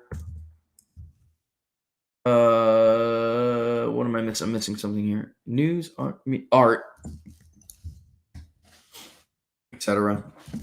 And I'm going to fix this. I'm going to do my own, but I'm just trying to show you. Regarding culture and humanities. Regarding culture and humanities depicted by today's media and entertainment industries, including in the news, music, literature, art, etc. Wait a minute. Do you feel that culture and humanities depicted by today's media? I kind of like which comes closer. I kind of like the format of which comes closer. Yeah, I do. Hold on. Let me see if this works out for me. Which comes closer to your views on culture depicted by today's media, including the news, entertainment, art, etc. All right, and I'm gonna change this a little bit, but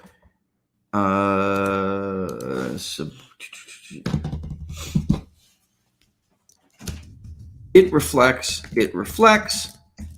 supports my values. Ha! And I'm going to change this, but it is largely neutral to my values. It is not, what's the word? I should say neutral, indifferent. It is neutral, indifferent. Yeah. Indifferent to my values. It is offensive. It is somewhat offensive. It is offensive. No, it is offensive, attacking. It is offensive to or attacking my values. Or it is offensive to or attacking my values. And I'm going to fix this and change this up. I just really wanted to show you this. We'll talk about it on Friday because I'm not going to launch it before Friday. But I do want to launch it this weekend. That's why I'm saying support it, share it far and wide. Let's get as much as we can in on it before we get it out there. But I can't wait for this question, folks. Can't wait for this. How likely do you think it is that the Central Intelligence Agency was involved in the assassination of former President John F. Kennedy. Folks, I am of sound mind and body, and I am not suicidal. I am perfectly healthy. And I do not. I want to live. I want to live. Disclaimer: Laura loves her husband. Laura loves her husband. She never ever had a thought in her head. This is just the beginning. This is just the beginning.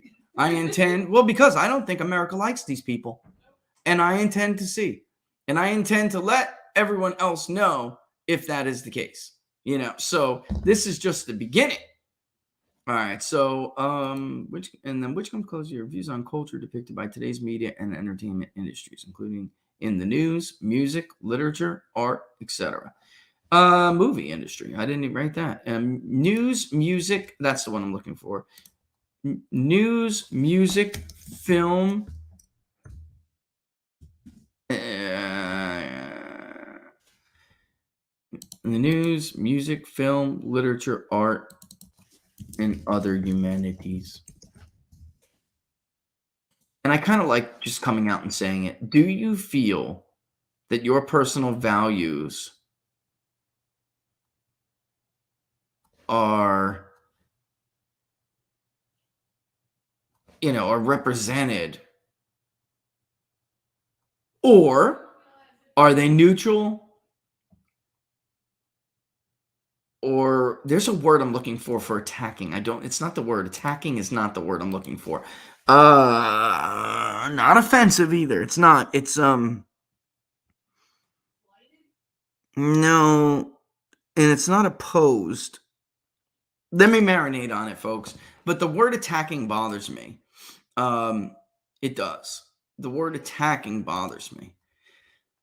Yeah. And sports. Thank you. Music, film, literature. Thank you. I knew I was forgetting something major. Who said that? Kimmy Deary. Thank you, Kimmy Deary. Hostile, Aaron. Hostile. Yes.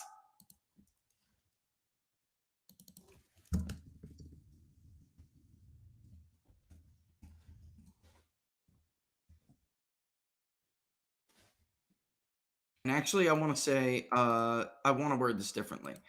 It is indifferent, neutral, or indifferent to my values. It is hostile to my values. It reflects values. Largely, it reflects my values. It is neutral or indifferent to my values. It is hostile to my values. Yeah. I got to change how it's worded. So I wanted to basically just flat out state, like the old Gallup format, where Gallup says, do you feel that it reflects that that the culture depicted reflects your values, or, and then like hyphen, or is it neutral or neutral, indifferent, or hostile to your values? All right.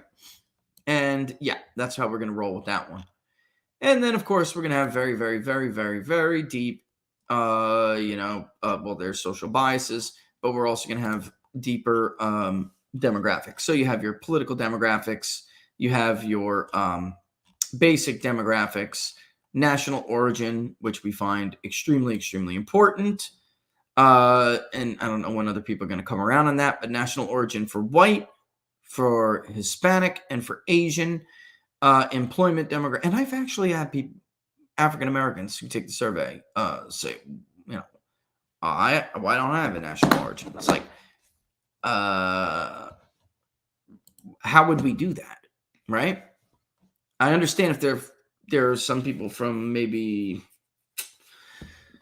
the Western Hemisphere countries where, I guess I don't know. I just don't know how we could do it though.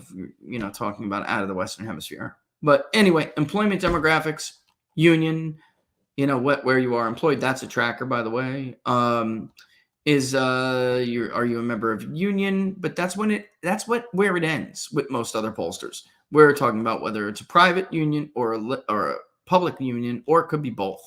And then demographics continued, education, income, Detailed education, by the way. Why do we do this, folks? Pre-higher secondary school, high school or equivalent, some college associates. Why do you think we break it down like that? Because we don't want to end up like Quinnipiac and others who accidentally put students in with working class. It's just not the case. What is your household income? What is your marital status? Parental status? Military, veterans, active duty, religious. Yeah, I mean, it's very fun. She said, we don't want to go out of business or threaten to get sold like certain other people. Regional demographics, we got area, region, and on and on and on and on. And we do have individual states, we do, but it's pinned by where they are. That's information that's automatically funneled to us. All right, so with that in mind, it's 2:12 already. God, I was really trying to go. I know we spent a lot of time in the first hour talking about that, but I think you understand the importance of why we talked about that issue between the New York Times and Seymour Hersh's reporting. Aaron Mate did a fantastic job. Thank you for writing that. It was perfect, exactly what I was trying to say. So better to give you the showcase here, because I think you and contradictory snowman. I like that word. Contrary to your values. Yeah. Joel, same thing. I like that idea. I'll work on that. I'll throw that in there. But again, back to Aaron Mate's stuff. We used him for today's show to go over the holes that are significant and deep and wide in the story from the New York Times. And I thought it was very important to go over. All right. So we did. All right. Also, Friday, don't forget, noon Eastern Standard Time. Not sure where we're going with what are the odds. Maybe on Monday, maybe we will. If we do, that'll be at 2 p.m. Eastern Time. If not, we'll do Inside the Numbers at noon. All right. Of course, on Sunday, we'll be talking more about. I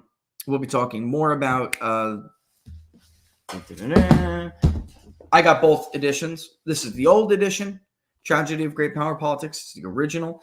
But we are also doing the new edition, so we can talk about where we are with China at the end of this.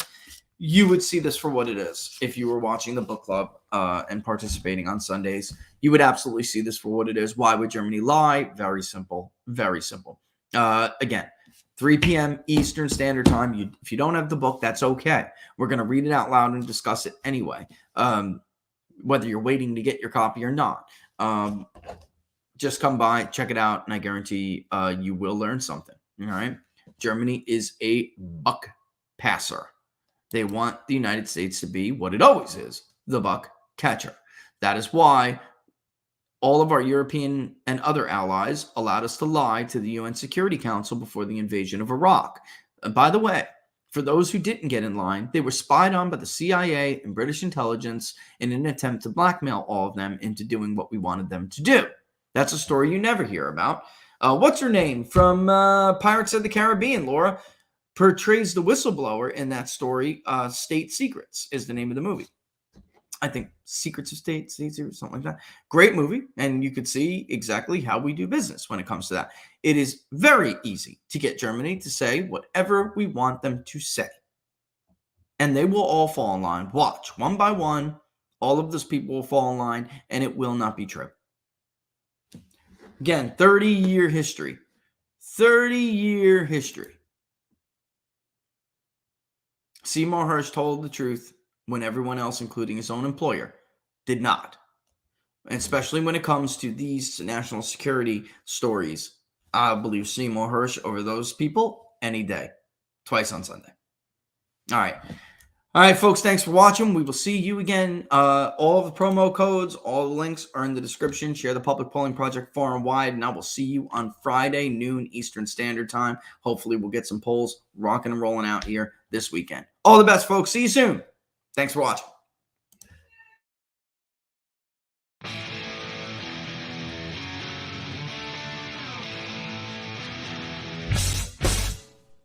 How much you wanna bet that I can get you back inside your head before the summer ends and spread a little love. Just for a little fun, I'll make you come back to me before the rise of every sun. Baby, it's meant to be, I know you got a man, but he don't understand. You're gonna be a heartbreaker. You're such a love taker.